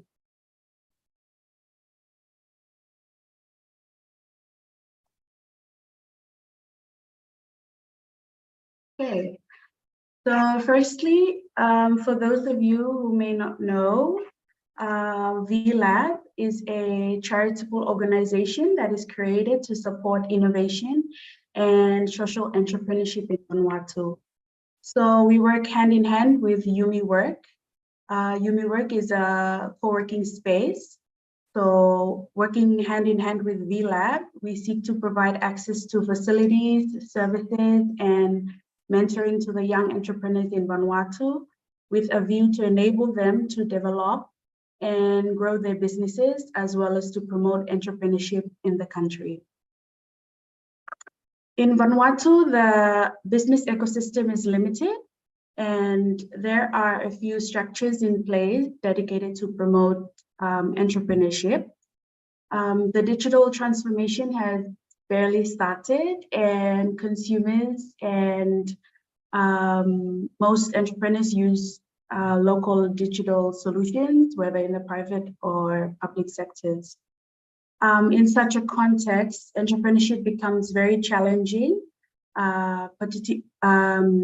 particularly amongst the young local population.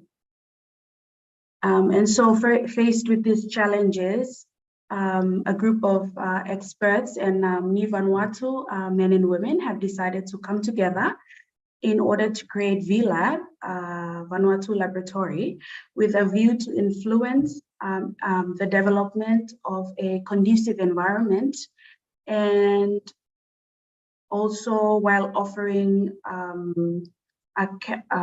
practical solutions to young entrepreneurs. So in this context that I've described, VLab seeks to provide different ranges of facilities, solutions, services to accompany entrepreneurs in the development and growth of their businesses. And so we do that by different programs, by creating different incubation programs. So looking at the slide, you can see some of our three main objectives that we are working on. So firstly, we to accompany young entrepreneurs in the development and growth of their businesses with an emphasis on business, which focuses on innovation, green economy, and social entrepreneurship. The second one is to improve and enhance the financial inclusion and digital transformation of these businesses in the Vanuatu market in close coordination with our banking and ICT partners. Thirdly is to influence and support the development of an environment that is conducive to entrepreneurship in the country through, for instance, policy reform and development. So in order to achieve the first two objectives, VLab accompanies high potential entrepreneurs who are identified based on call of proposals or through our own networks. There's a set of clear criteria for selection that is used to identify, with a strict selection process that is carried out to select entrepreneurs into our programs. So these entrepreneurs come from different sectors of Vanuatu's economy, including new technologies, ICT, agriculture, tourism, handicraft, etc.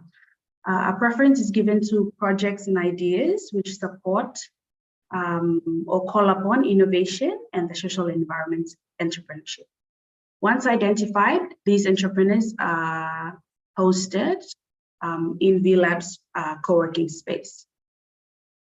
In order to achieve the last objective that we have, VLab works hand in hand with relevant stakeholders such as the Vanuatu government, the Vanuatu Chamber of Commerce and Industry, also our universities and schools in order to promote a sense of entrepreneurship in the country. So this is achieved through influencing policy development, communications and awareness raising, and participating in different groups and forums. So I've described basically how we selected our entrepreneurs into our incubation programs. So once an entrepreneur is selected and part of a program in VLab, these are some, as you can see on the slide, these are some of the key activities that the entrepreneurs have access to. So that is a set of trainings, coaching, mentoring activities in the area of business development, banking literacy, communications, marketing, accounting, information technology, etc. We also have things such as networking events. So networking events allows the entrepreneurs to access opportunities that they might not have been able to find on their own. So, you know, in the entrepreneurship space, your network has the potential to provide you with insight into different fields, information on what potential employers look for, and advice on how to improve yourself professionally and improve your business. We also have an activity that we call pitching. So pitching is presenting your business ideas to another party or potential investors. So in all of our programs, we run pitching sessions as a mandatory exercise for entrepreneurs to practice. But in a few cases related to some of our programs, we have the entrepreneurs do it for real in front of investors, and so for them to secure seed funding for their business or idea. We also have a last activity that we do called ideation sessions. If you're not familiar with this term, ideation is the process where you generate ideas and solutions through sessions such as sketching, prototyping, brainstorming, you know, having the worst possible idea and then working through that. So there's different techniques that we use for ideation sessions, and this activity is done mostly with all entrepreneurs, but especially we do that when we work with schools. In our case, we work with university. So there's also access to service providers. So we linked up different service providers to our entrepreneurs so that they can have access at discounted price if they need help in IT hardware and development, accounting services, communications and marketing, photography, etc. So these activities are implemented by VLab in close coordination with our local partners and all different service providers that are collaborating with us. So in order to assess progress made in the development of each businesses that is incubated with us, a set of M&E indicators and targets have been developed at the start of the program and each business is monitored through their progress when they stay with us. So this helps us to really measure the impact that we have with the incubates that are incubated with us. So in addition to these supports that I've mentioned here, we also have additional support, and that is they have a desk. So whenever an entrepreneur is incubated with us, they have a desk in the co-working space They have unlimited access to internet. They have unlimited printing. We have different meeting rooms that are available for them to book and use. And using the common space, they have access to all the trainings and conferences that are organized by VLab. Also social and networking events. And also we have an alumni group that we organize monthly events so that we stay in contact with our entrepreneurs, even if they've already completed one of the programs. So I'd just like to go over, just show you the timeline of VLab, our growth journey. So VLab established in 2019 with just supporting 4 entrepreneurs, and then in 2020 we supported 9 entrepreneurs, and then 2021 we had 67 entrepreneurs that we supported. 2022 last year I think is one of our highest numbers that we have. So in total, we've just recently celebrated our 3rd anniversary last year. Yes, supporting 190 entrepreneurs. So I'd just like to share with you some statistics of our achievements for 2022. So we have 104 local entrepreneurs that were supported. 39% of those entrepreneurs are women.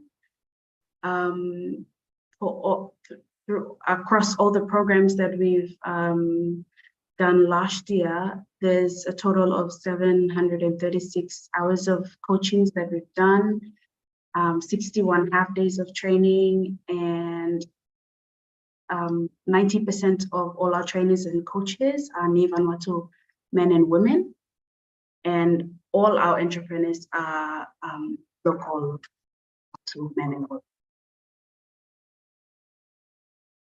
So I'd just like to talk about, I'll be talking about 3 programs that we are running out of VLab. So just to give you an idea of what kind of programs that we run, like I said, incubation programs. So these incubation programs have different sets of time. So a duration for this program that I will be talking about, called Unigrow in Vanuatu, is an incubation program that is run for 10 months. So this program is targeting returned seasonal workers. So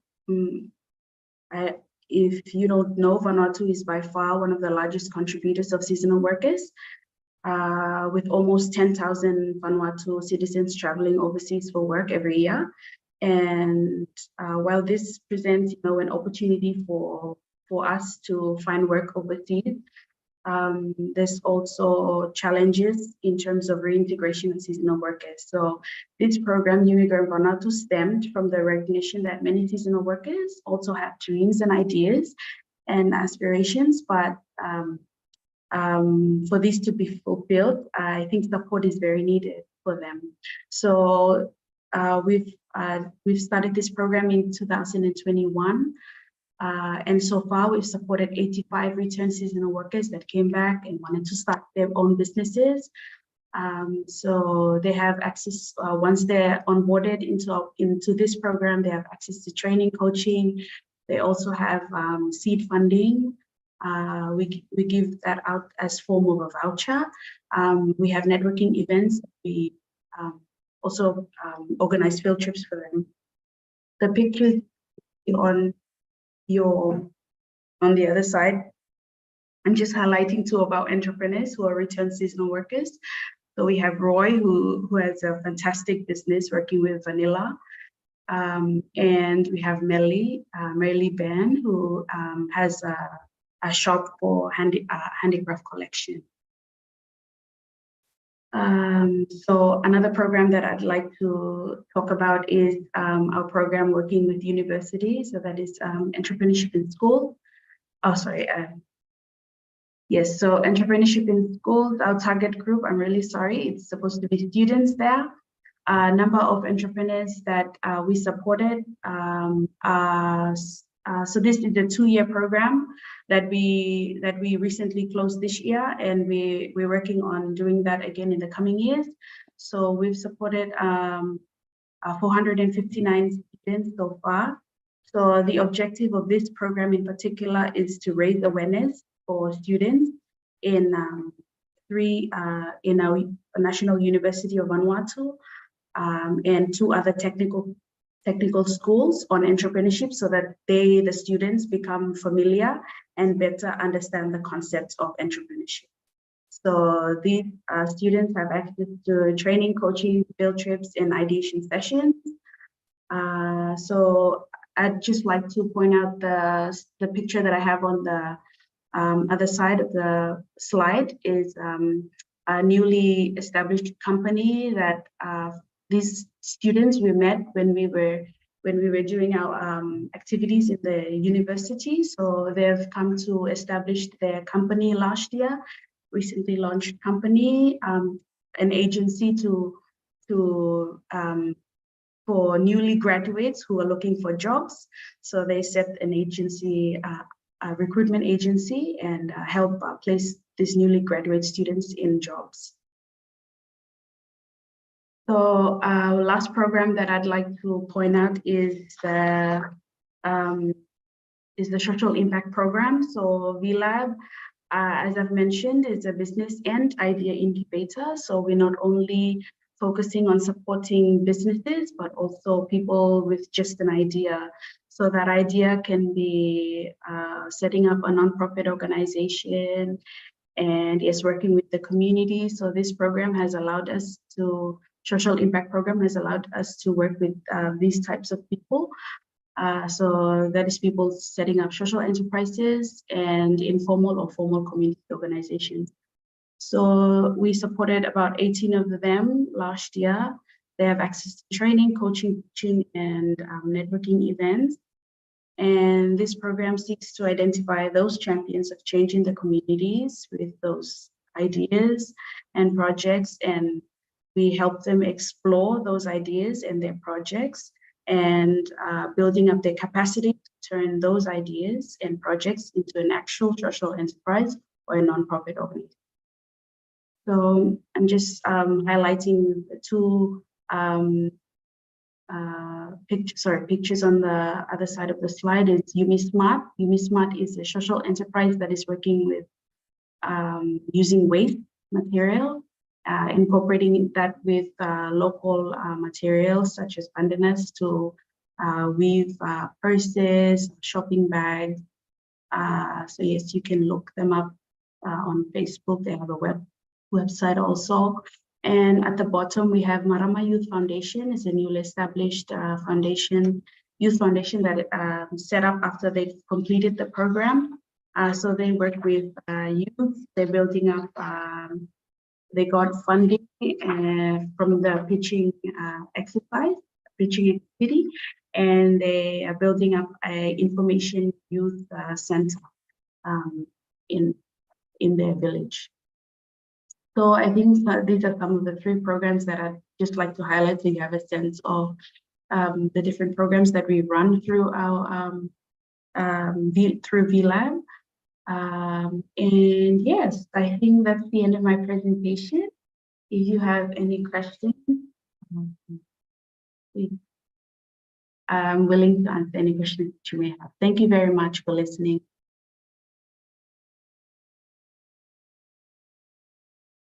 Oops, sorry, I'll just stop share. Yeah.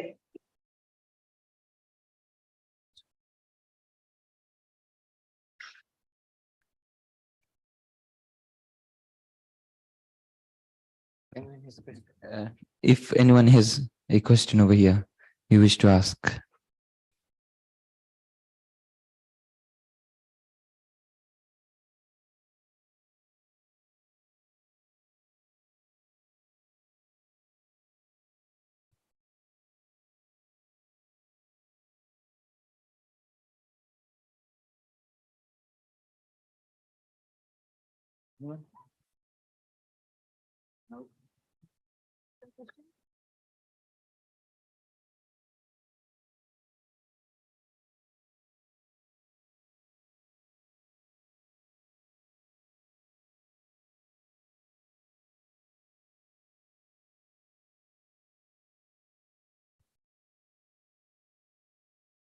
Thank you so much, ma'am, for joining us from all the way from Vanuatu. That was a wonderful presentation. And let's give a big round of applause to Ma'am Torik for joining us all the way from B Lab Vanuatu. And ma'am, that was a wonderful presentation. And I believe we have all have taken back a lot of information for that. Once again, thank you so much. Thank you.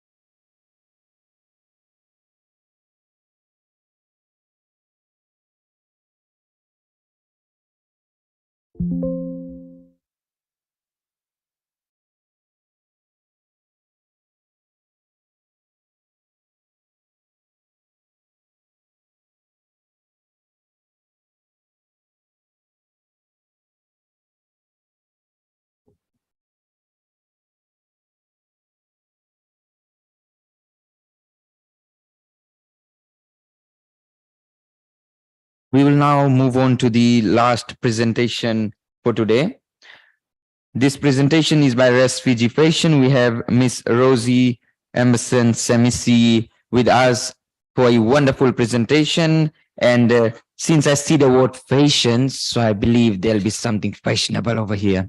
So let's give a big round of applause to Madam.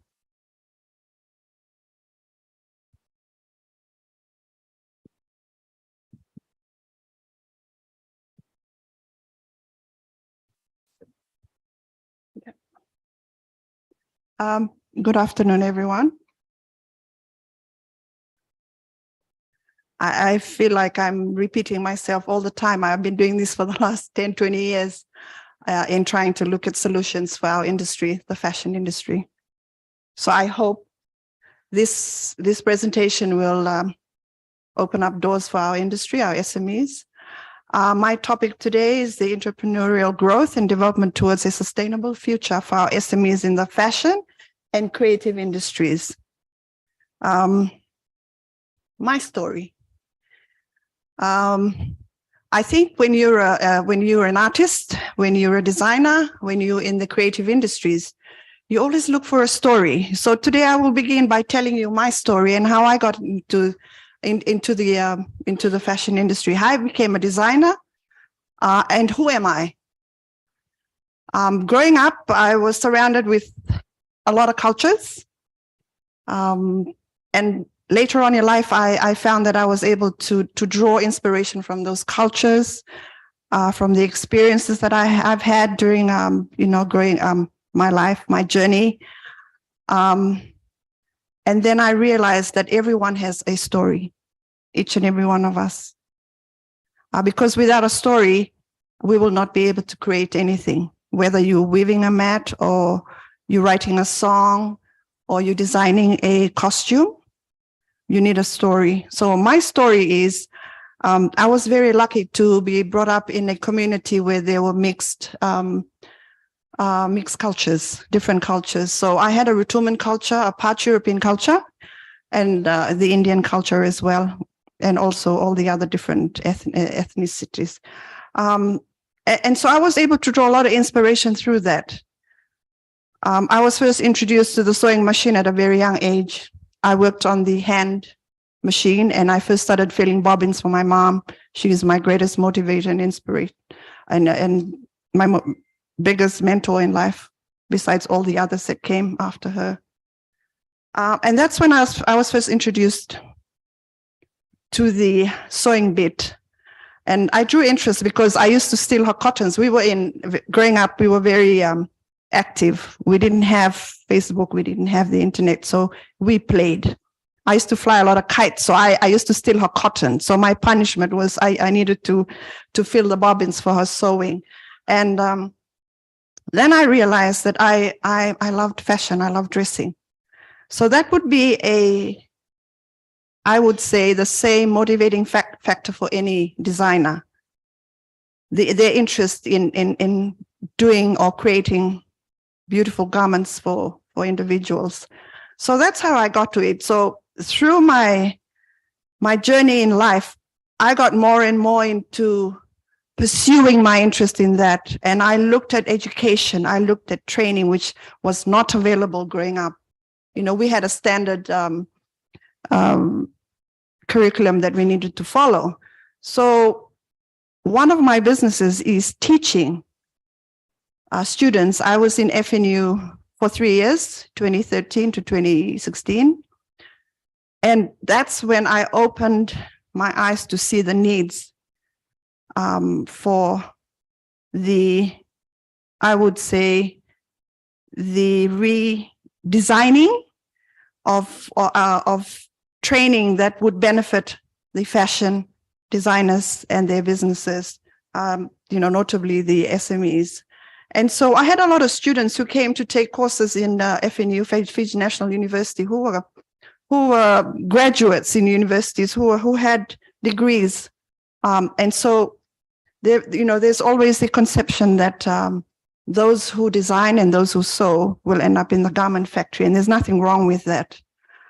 But having said that, I had a lot of students who came to school because they completed their degree level and they still couldn't find their purpose in life. They still couldn't find something that they were passionate about, in order to get a job. So a lot of them, I think I've tutored and mentored a lot of the designers that we have in Fiji today, very successful, and I'm proud of that as part of my journey. I opened after the university, after my stint at the Fiji National University, I opened a consultancy business where I looked at the training programs and the needs of our women in SMEs. So, I was able to develop courses and help them along the way. The SMEs in the fashion industry. So I think for everyone, and I remember in 1983, I don't know if some of you were born, but they opened the Garment Training Center at Nambua. I took the initiative to go and learn how to use the industrial machine and all the different machines that were there. And there were hundreds of women or hundreds of individuals who came there so they could learn a skill and get a job, get employed. Okay, so a lot of the businesses, a lot of the people in the fashion industry were able to learn and able to start their own little businesses by working for the garment factories. There's nothing wrong in working for the garment factories. And a lot of them did backyard tailoring during the weekends and after working hours. So at that time, there was a whole lot of garment factories. The government of the day saw the potential. They created the tax-free zone, and people were able to do their own business and earn a little bit extra for their families. Now, having said that, I realized when I was at FNU that I did a factory visit that a lot of them was just learning an individual part of a garment, which was very unfair. Okay, they needed to know the whole garment. So that's when I thought, okay, these people need to know the whole garment and how to attach. They needed to learn the industry as a whole, as a business. So that's where people in the fashion industry started becoming relevant, I would say, in our communities. Okay, they learned to sew themselves. They learned all the techniques in the garment factories. And also a lot of them had knowledge passed down from one generation to another from their mothers, and also in school, you were provided that platform to learn, which I took full on being a student at St. Joseph's. I go back every year since 2014. I go back to St. Joseph's and I work with them on fashion and design, on their home economic curriculum. Okay, so having said that, I started my training business. I've taught a lot of women along the way, during and before, during and after COVID. I just want to emphasize something. During COVID, I think a lot of people lost hope in how they were going to bring the next meal. And I can say that the creative industries were able to make the difference. Okay, there were a lot of business going on with the introduction or on e-commerce, the online platform where you could sell. And, as Pacific Islanders, during COVID, during the pandemic, we were able to help families, and families were able to help. And being Pacific people, we're always out there stretching our arms and, willing to help everyone. So a lot of people were doing business while everybody else was thinking about where their next meal would come from. I know even we were sewing and selling online. All right. So I think a lot to do with the motherly instinct, or the mothers in general, where you always worried about your family and their well-being. So we worked with a lot of people. I remember a lot of the suppliers were closed, so we were selling masks from MHCC. We were selling masks I was out there at Shop and Save in Namboa, and I was selling masks so my staff would be able to survive and, put food on their table. And not only me, there were women everywhere who were doing the same, selling food, trying to provide for their families. So when I started really looking at the whole design concept or curriculum, I realized that we need, as a community, we need to restructure and relook at our training curriculum, not only in schools. I think the experience during COVID has helped us identify the need to teach our students at a very young age to be, entrepreneurship, entrepreneurial oriented or focused in the redevelopment of some of our courses in school. Okay, especially I'm talking more on the creative industries, on the creative arts. I've recommended as well that the home economics curriculum be divided into food, clothing, fashion and design, and to introduce certificate 2, 3, and 4 in school.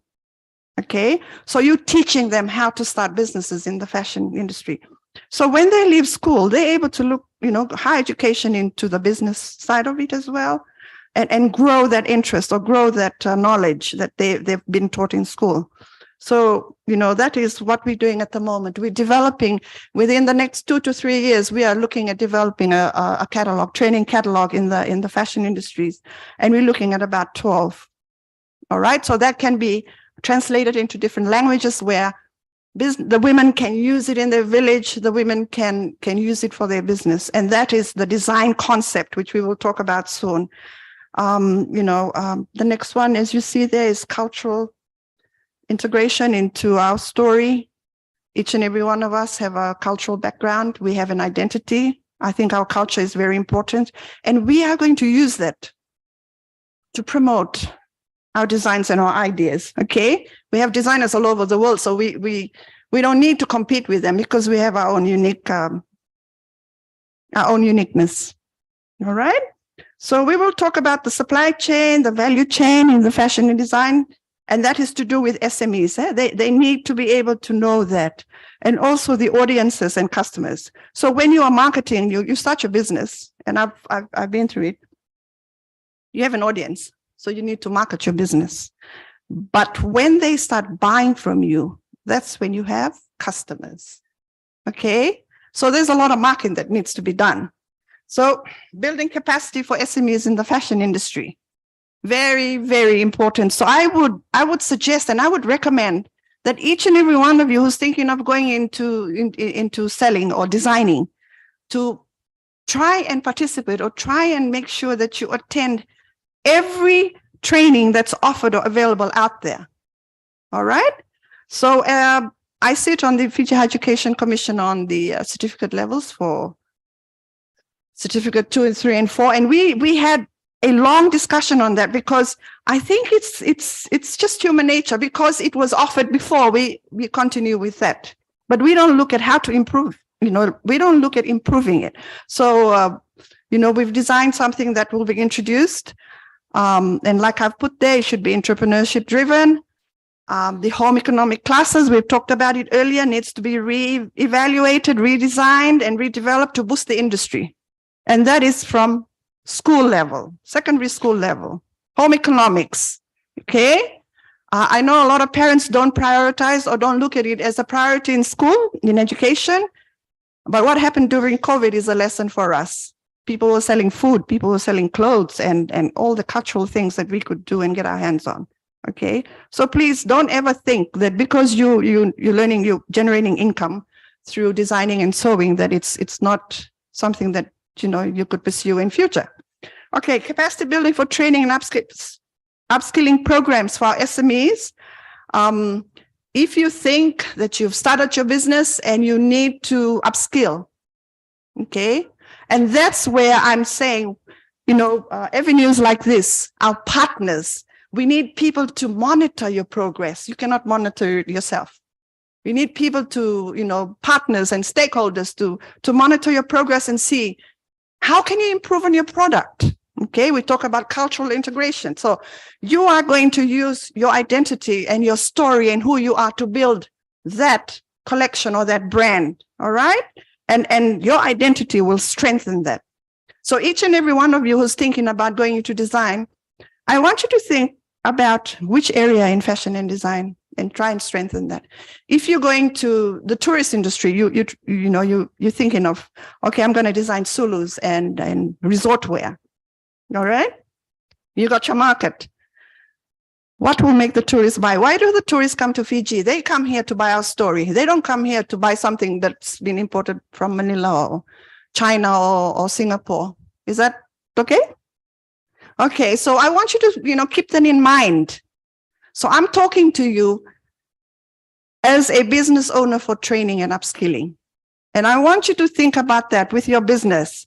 Try and narrow down your business or your brand into something that's going to generate for you. I don't want you to start thinking about doing chamba and bowler shirts and doing this and doing that and everything else.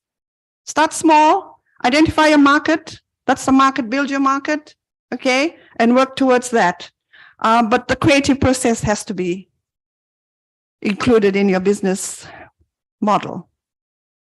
Okay, so monitoring progress is where our partners come in.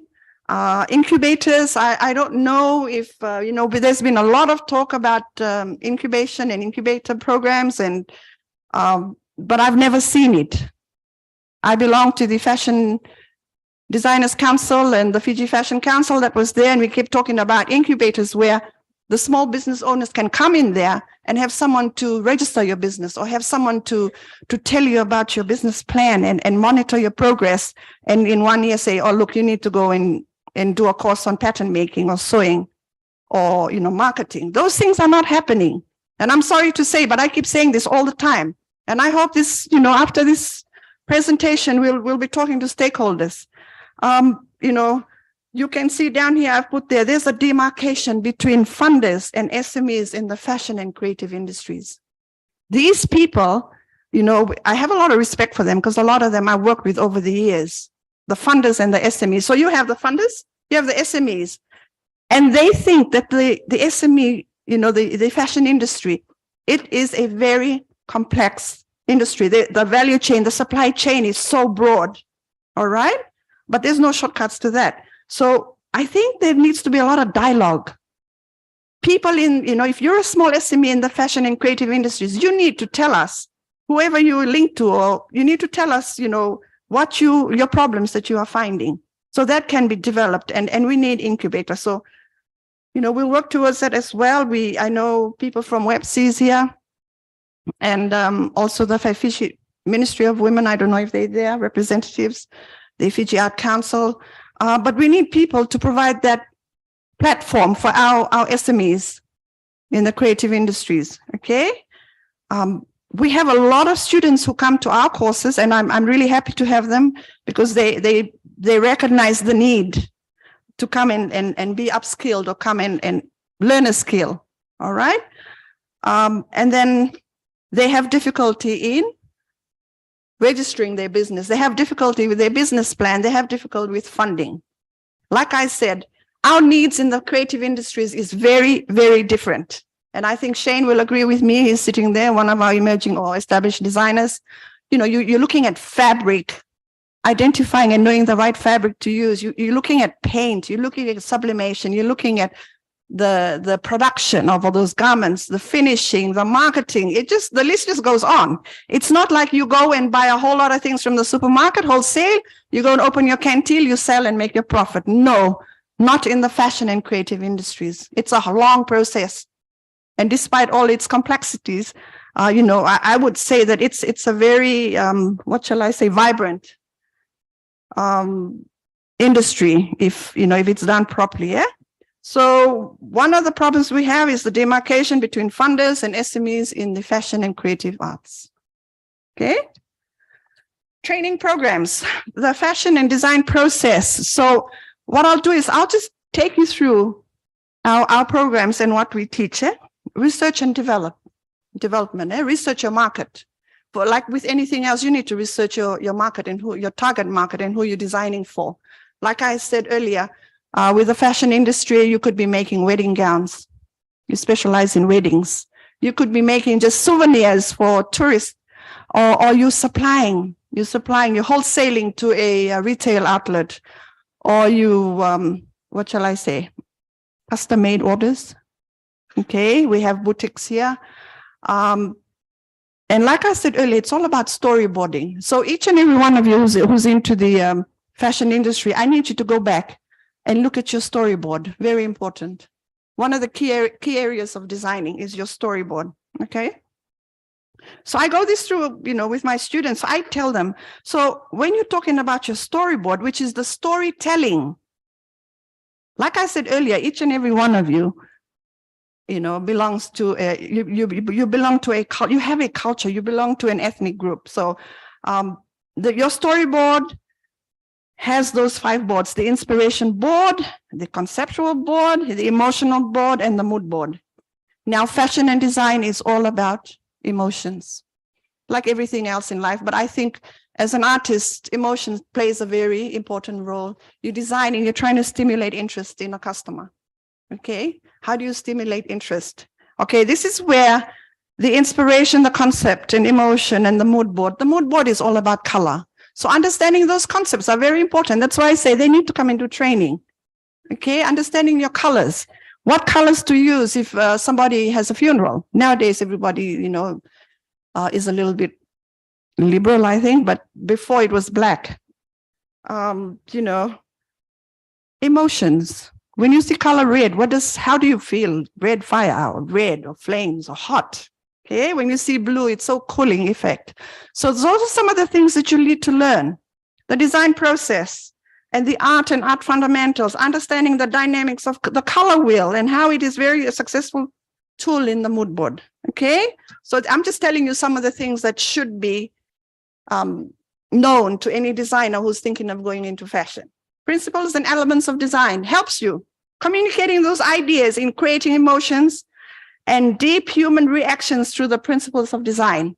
Okay, so try and understand all that. And I'm hoping one day that this can be translated to the Fijian vernacular or the Hindi vernacular or the Rutuman vernacular. So people who are designing are able to comprehend and are able to relate. Is that fair? Yeah, but we need to talk to the Ministry of Education. Yeah, so the principle of design, it's all laid out there. Contrast. You have a black and you have a white. So you have 2 colors fighting. So people are so glued in, to your black and white, they've forgotten about your other things that you have on. I was going to talk about weight, but it's unfair. So balance. Okay, so when you're designing, you also have to look at balance. Emphasis. Emphasis meaning the flame or the leaf or the fish. Proportion, rhythm, pattern, movement. So on my right, we have a Tangi Modia outfit. Okay. And she's the designer. That's Angela Dakomba, one of our established designers. She resides in New Zealand, but she continues to provide.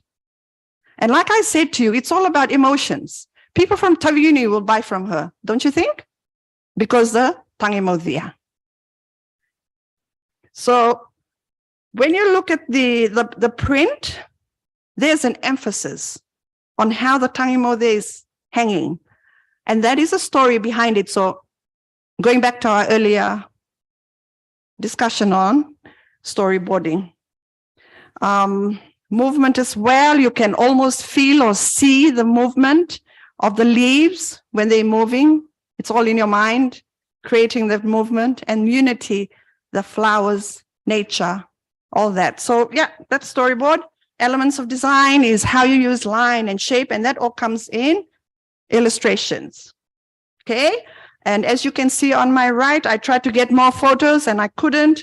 There's students who's doing storyboarding. She's working on, I think, for this particular student, she is from Laos. She's looking at the Burotukula, the island that goes in and out. So that's her story.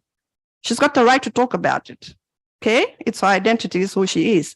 So we have the pattern making class on this side. They're learning all the different, what shall I say, the human anatomy of the person and how movement is structured in a garment or can be seen through a garment. We have tie-dyeing here and also storyboard down here, as you can see. So the other thing that we teach as well in my business or in my training program is textile and textile art. You cannot learn all the other things in regards to designing and you forget about textile. And I know a lot of my students, they don't like textile because it's so scientific, but you need to know the difference between natural fibers and synthetics. Okay, you need to know, you need to understand your fabrics, and it is a must. A lot of you that did chemistry in school, you have a fair knowledge, but for the market now, it's so competitive that you need to know your textiles, what to use and when and to whom. Okay, if you're providing for the overseas market, you can look at the synthetics. Okay, if you're looking for to sell resort wear to the tourists in the hotels, you can look at natural fibers. So those things are very important in how you address or how you better or how you grow your business. Know your textiles. So next time we have a training session, come and don't complain when we teach you textiles. Okay, yeah. So textile art. This is where we spend a lot of time with our students because people come here to buy your story. They want to see the beauty of Fiji and the Pacific. They want to buy your story. And that's how you're going to sell. Okay. And so when they go back, they're going to teach or they're going to show their families and their friends. I bought this kaftan from Fiji, and they say, oh, that is so beautiful. What is it about? Oh, this is a story about those people in Taviuni. It's a tale about the princess and how she cried and her tears and that sort of thing. It is so unique. You're stimulating emotion, and these tourists will love it. And like I said earlier, they don't come here to buy stories from China. But if you're selling your story to them, if you have a market and you're providing those type of things, or you're retailing or you're selling online, I assure you, if you are selling, like my friend here, Angela, she's posting on the e-commerce platform, her designs through her pages. And then she writes a little story about the Tangi Modia. People, as far as the Arctic and Antarctic, they will buy because they feel like it's part of them, that story. Am I clear? So create your own story, please. Those who are in the fashion industry, create your own story and sell that.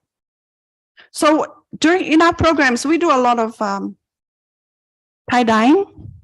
We do a lot of screen printing.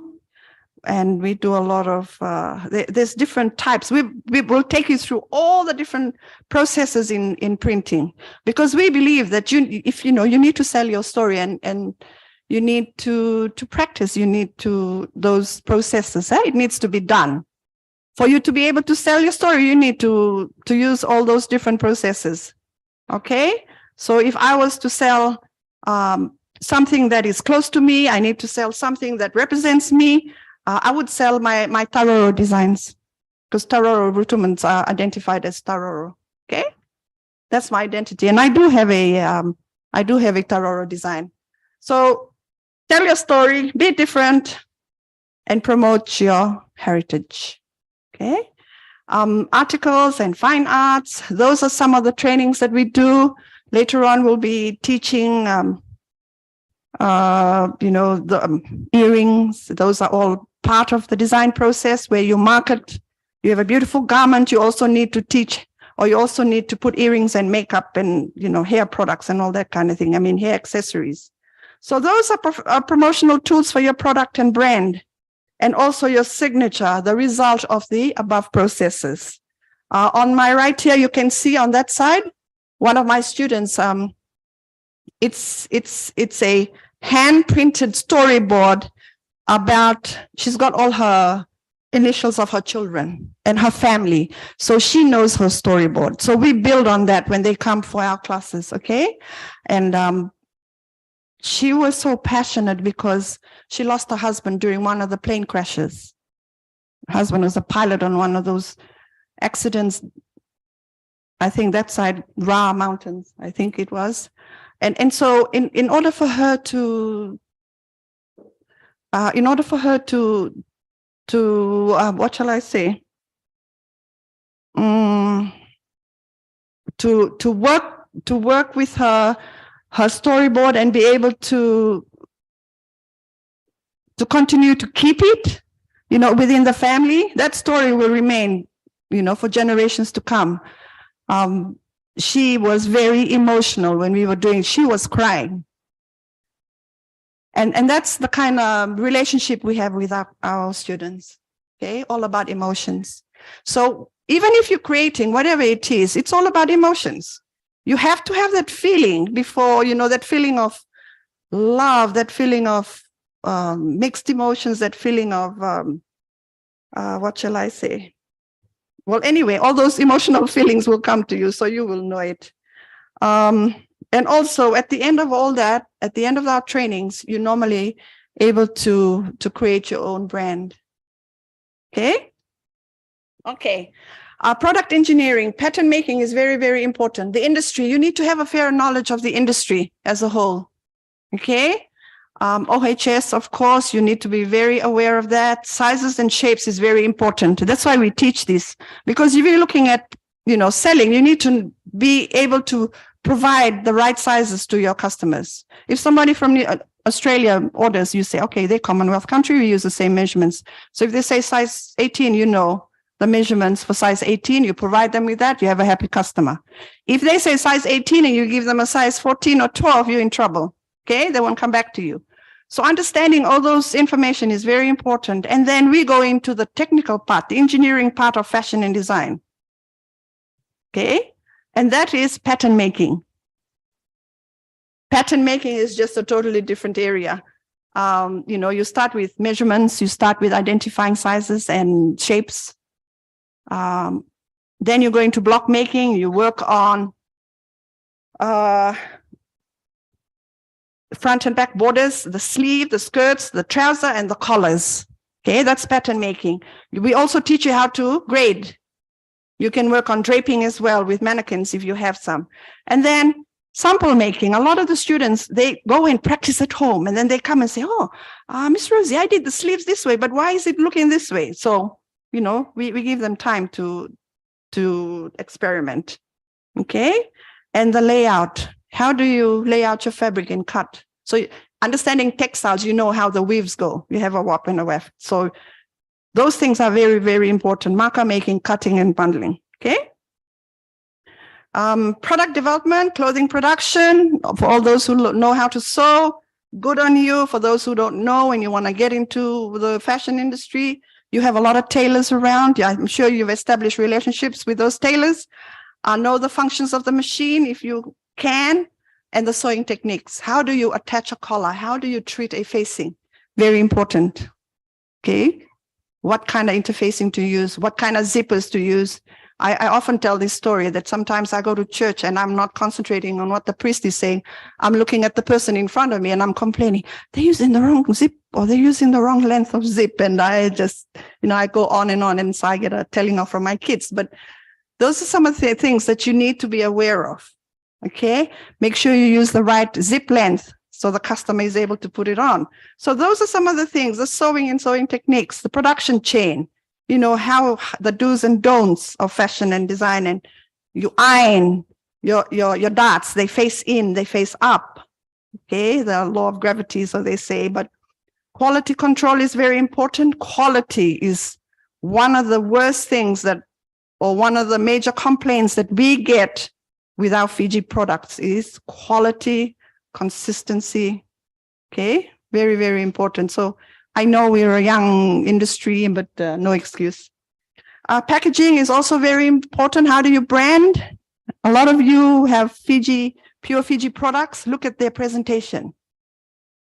If that's anything to go by. So you look at their presentation, you've fallen. You're going to buy. So quality control, packaging, that's another area that you can work on, and that's branding, first impressions. How do you dispatchment of products, and communication and follow-ups are very important. Okay, so these are some of the things that I've experienced. That's what I'm sharing with you. Fashion, business, and financial literacy. We need a good business plan. You need a good business plan, everybody, and model. So look at your business plan and how it works with you, and how you can improve on it, or how you can better, how you can grow your business. A good implementation of the business plan, develop a market-oriented strategy. Okay, market, very important. We're very lucky because the fashion industry is very young in Fiji, but in the region, it's very competitive. Okay, in Fiji, you have all these big garment factories who export, and then you have the little ones who make up majority of the cottage industry or the SMEs. Okay, backyard tailoring. And if you have a business, work with a good team, okay, and get the best qualities out of those members. You might have someone who's very good in overlocking, or very good in in accounts, or very good in quality checking. So use everybody. So have a good team. Don't do everything yourself. Okay. Marketing, promotion, advertising, all that thing is there. It's all up to you. You have a very good platform that we didn't have 10, 15 years ago. And that is the e-commerce, the social media. Very, very good. You do something, you think it's the right size. You're telling your story will sell. You post it on Facebook. You know your material. You know where to go and print. You're ready to sell. You get an order. Okay. And then you start with that order, and then you grow your business. Okay. And also grow your brand. Very important. Networking, very important. You cannot do things on your own. Please, people, try and align yourself to a body or a group. Mary, Websy, those who haven't joined Websy, you can join, including me. and also Song of Akamarama, you have all those little groups. So if you are in a business with a group of people, that's fine, like the cooperatives that they've established and created. If you're doing it on your own, get your family involved. All right. For SMEs, it's for those who operate from home, and I recommend you operate from home. It's very, very important because you get the family members to also participate. All right. You're spending more time at home with your children and your family, so your husband's not pissed off. Okay. You're generating that extra income. So try and keep your businesses, or try and operate from home. I know the cost of rent is very, very high. So if you're working as a community, Songsong Vakmarama, or as a, Muslim League or whatever it is, Try and share and help each other, share your knowledge with each other. She may be good in sewing, but she doesn't know pattern making. Somebody is good in pattern making, somebody is good in textile. You all combine, you create something unique, you sell it, you all benefit. All right? So continuity, very good. You don't start a business and then you slow down because there's a Soli next week and okay, I'll take 2 weeks off or something. No. Growth, continue to build and grow through training and upskilling. Very, very important that you continue to look for training. At the moment, in 2004 to 2006, I was USP. I was able to do my apparel and textile. They don't have that anymore. And because I was an artist, I went to Fiji Institute of Technology then and did certificate 2, 3, and 4 in visual arts. Okay, so I took myself. I ran from USP to FIT. So that was my routine for 3 years, sorry. Okay, get yourself involved in things that will benefit you and your business. No one's going to take you to the well. You have to go to the well yourself. Okay, so those are some of the things I did. And mind you, I was married and had children. So it's never too late for those of you who are wanting to start. In fashion and design, we're not like the bank tellers, okay? There's no retirement age, none whatsoever. I have students who are 80 plus years, and I have students as young as 15, 16. So that's the dynamics about being a fashion designer or being in the creative arts. There's no age limit, there's no retirement age. You can put your tapioca on and go and do your sewing, come back, do your row, go back and do your sewing, okay? And at the end of it, you're at home. You're not spending money on bus fare unless you're going to buy stock. So those are some of the benefits of operating from home as an SME. Okay? So economic empowerment and sustainability. We know that women are very strong, very resilient. And we all saw that during COVID. We went out there. The women went to the farms and they produced. And while the cabbage was growing, they were sewing, they were selling cushions, and they were quilts, and they were doing all sorts of things. And then they were selling serves, and it just went on. And so whatever they sewed, they were butter system. You give me this, I give you this. So those things are very important, or is very, what shall I say, it is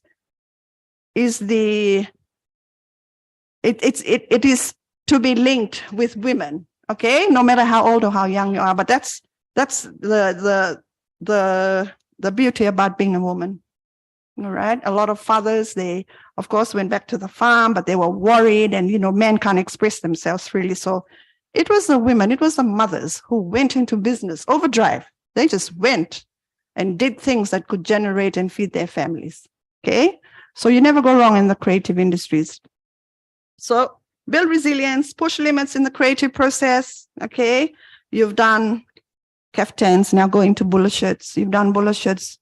Try and explore the possibility of going to kids wear, sportswear. Okay.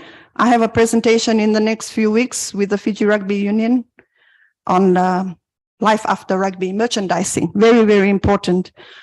We had, I think, a Fiji 7-star who's needing funding to go for treatment. At that time, 1 year ago, if he was selling T-shirts and merchandise, he wouldn't be able to go and get his treatment done. Okay, so merchandising, it's not only about, being at home. A lot of the, merchandising is also very, very important to promote your product or your company. So those are some of the things that the SMEs can also consider. Oh, I'm going to go and design for this person, and produce them wholesale, bulk possibilities. Okay, so sales, value your product. Never underestimate your product and your knowledge and everything else that you do in designing.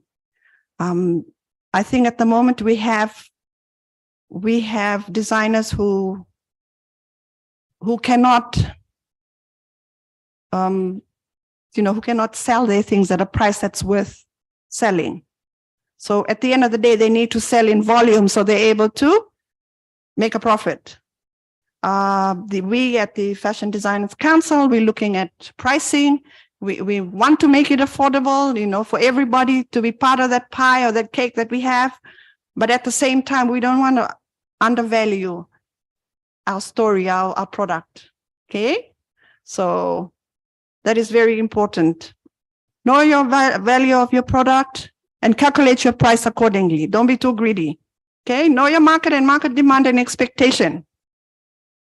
Okay. Your market, you'll be surprised. When I ask the students, who would you like to design for? Who's your market?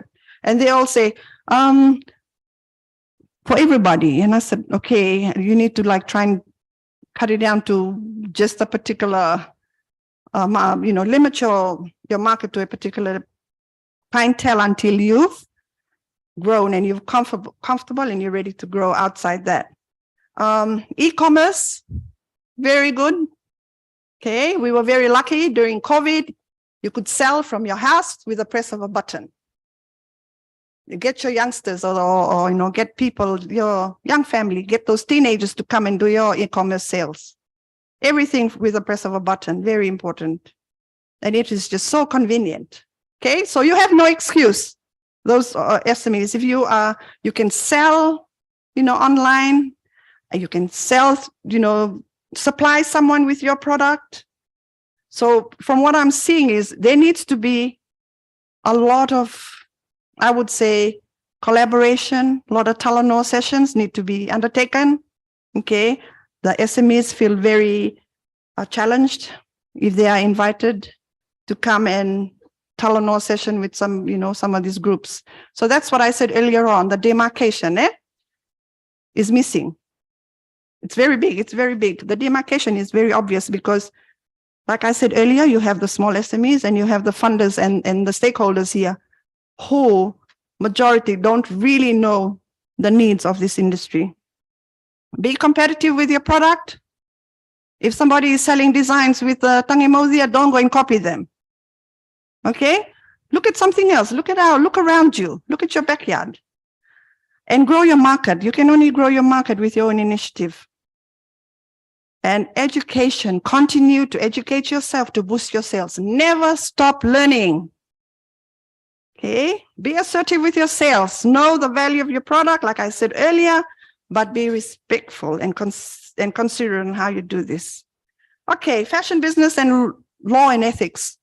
This has been a major concern for the last 10 years, or maybe longer.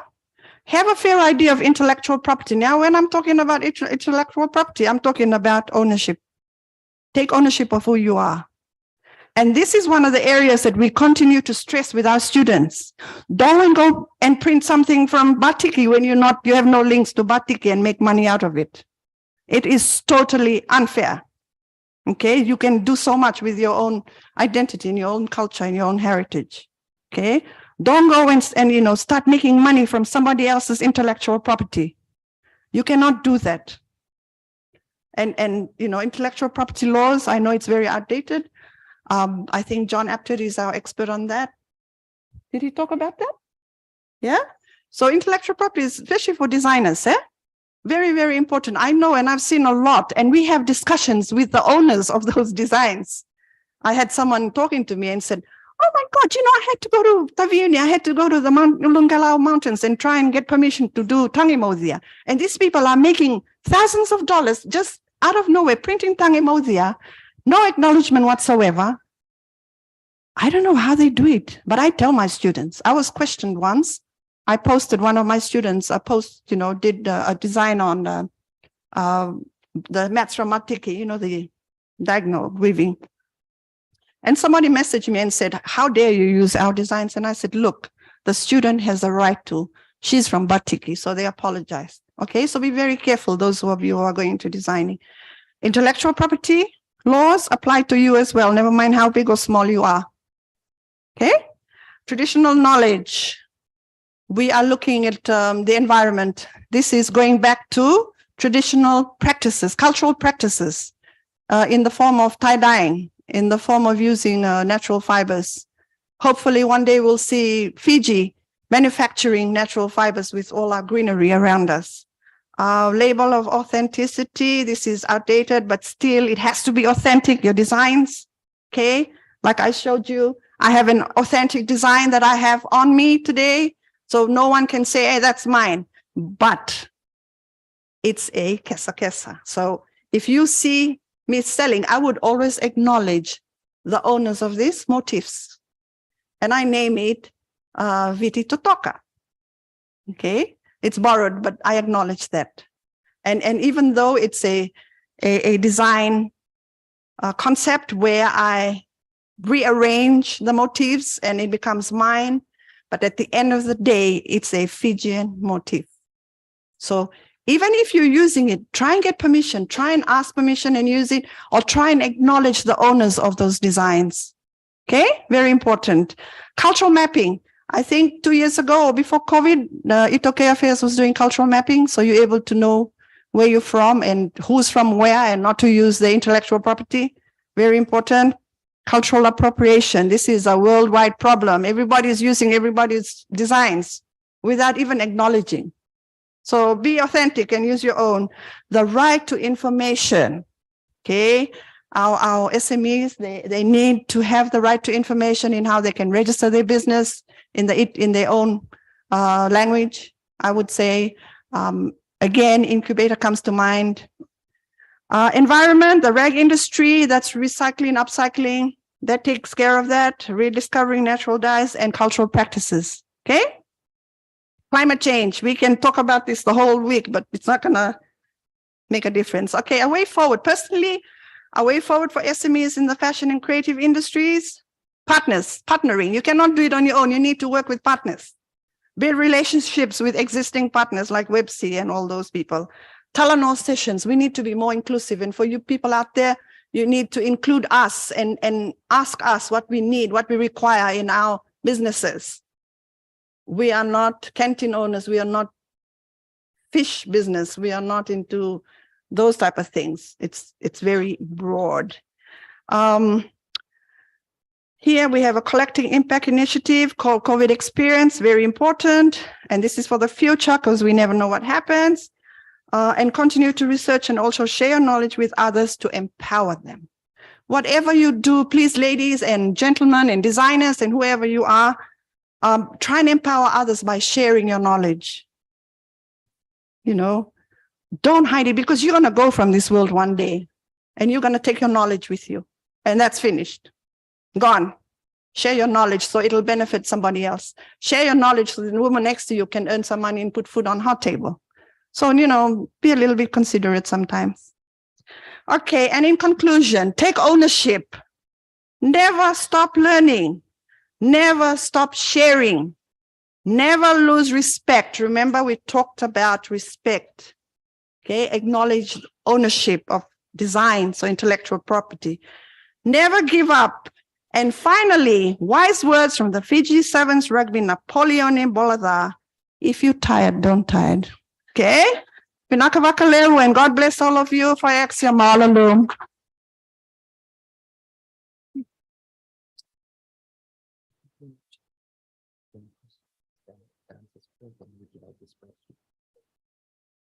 Any question you wish to ask them? Just to test if they were listening. Okay, was everybody listening? Okay, I'm going to ask a question. And all you need to do is tell me where you're from and what are you proud about your heritage. So anybody?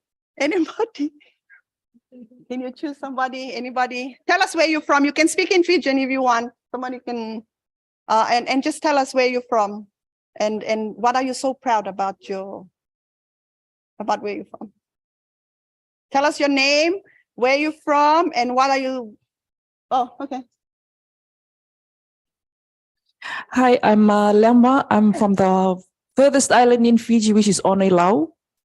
And it takes around about 3 nights by boat if you go to my island, because it's really far. And it's just 45 nautical miles from my island to Tonga, which is Nuku'alofa. Anything else that you would like to know? And what are you so proud about? I'm so proud about my island because it is where the sun rises from. Yes. The first. Anything else? Tell us more about Onilao. I'm sure there's a lot of fish, plant, bird. We've got an island which is just for lobsters. Wow. Yes. See? Tell us some more. Yes, and it is the aerial view Okay. of Onoilao is just so magnificent. And the Masi design.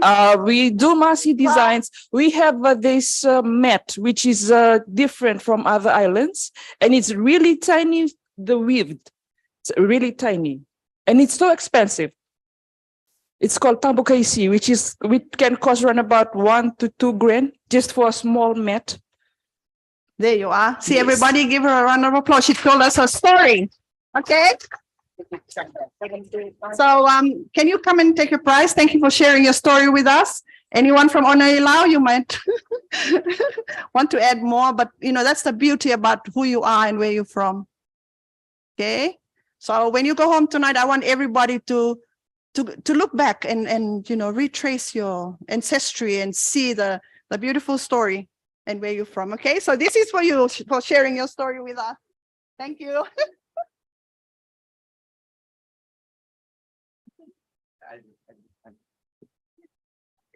It's okay.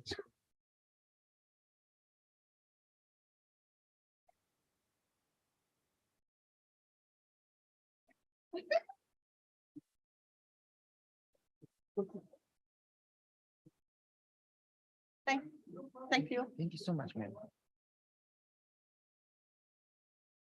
Let's give a big round of applause to Madam.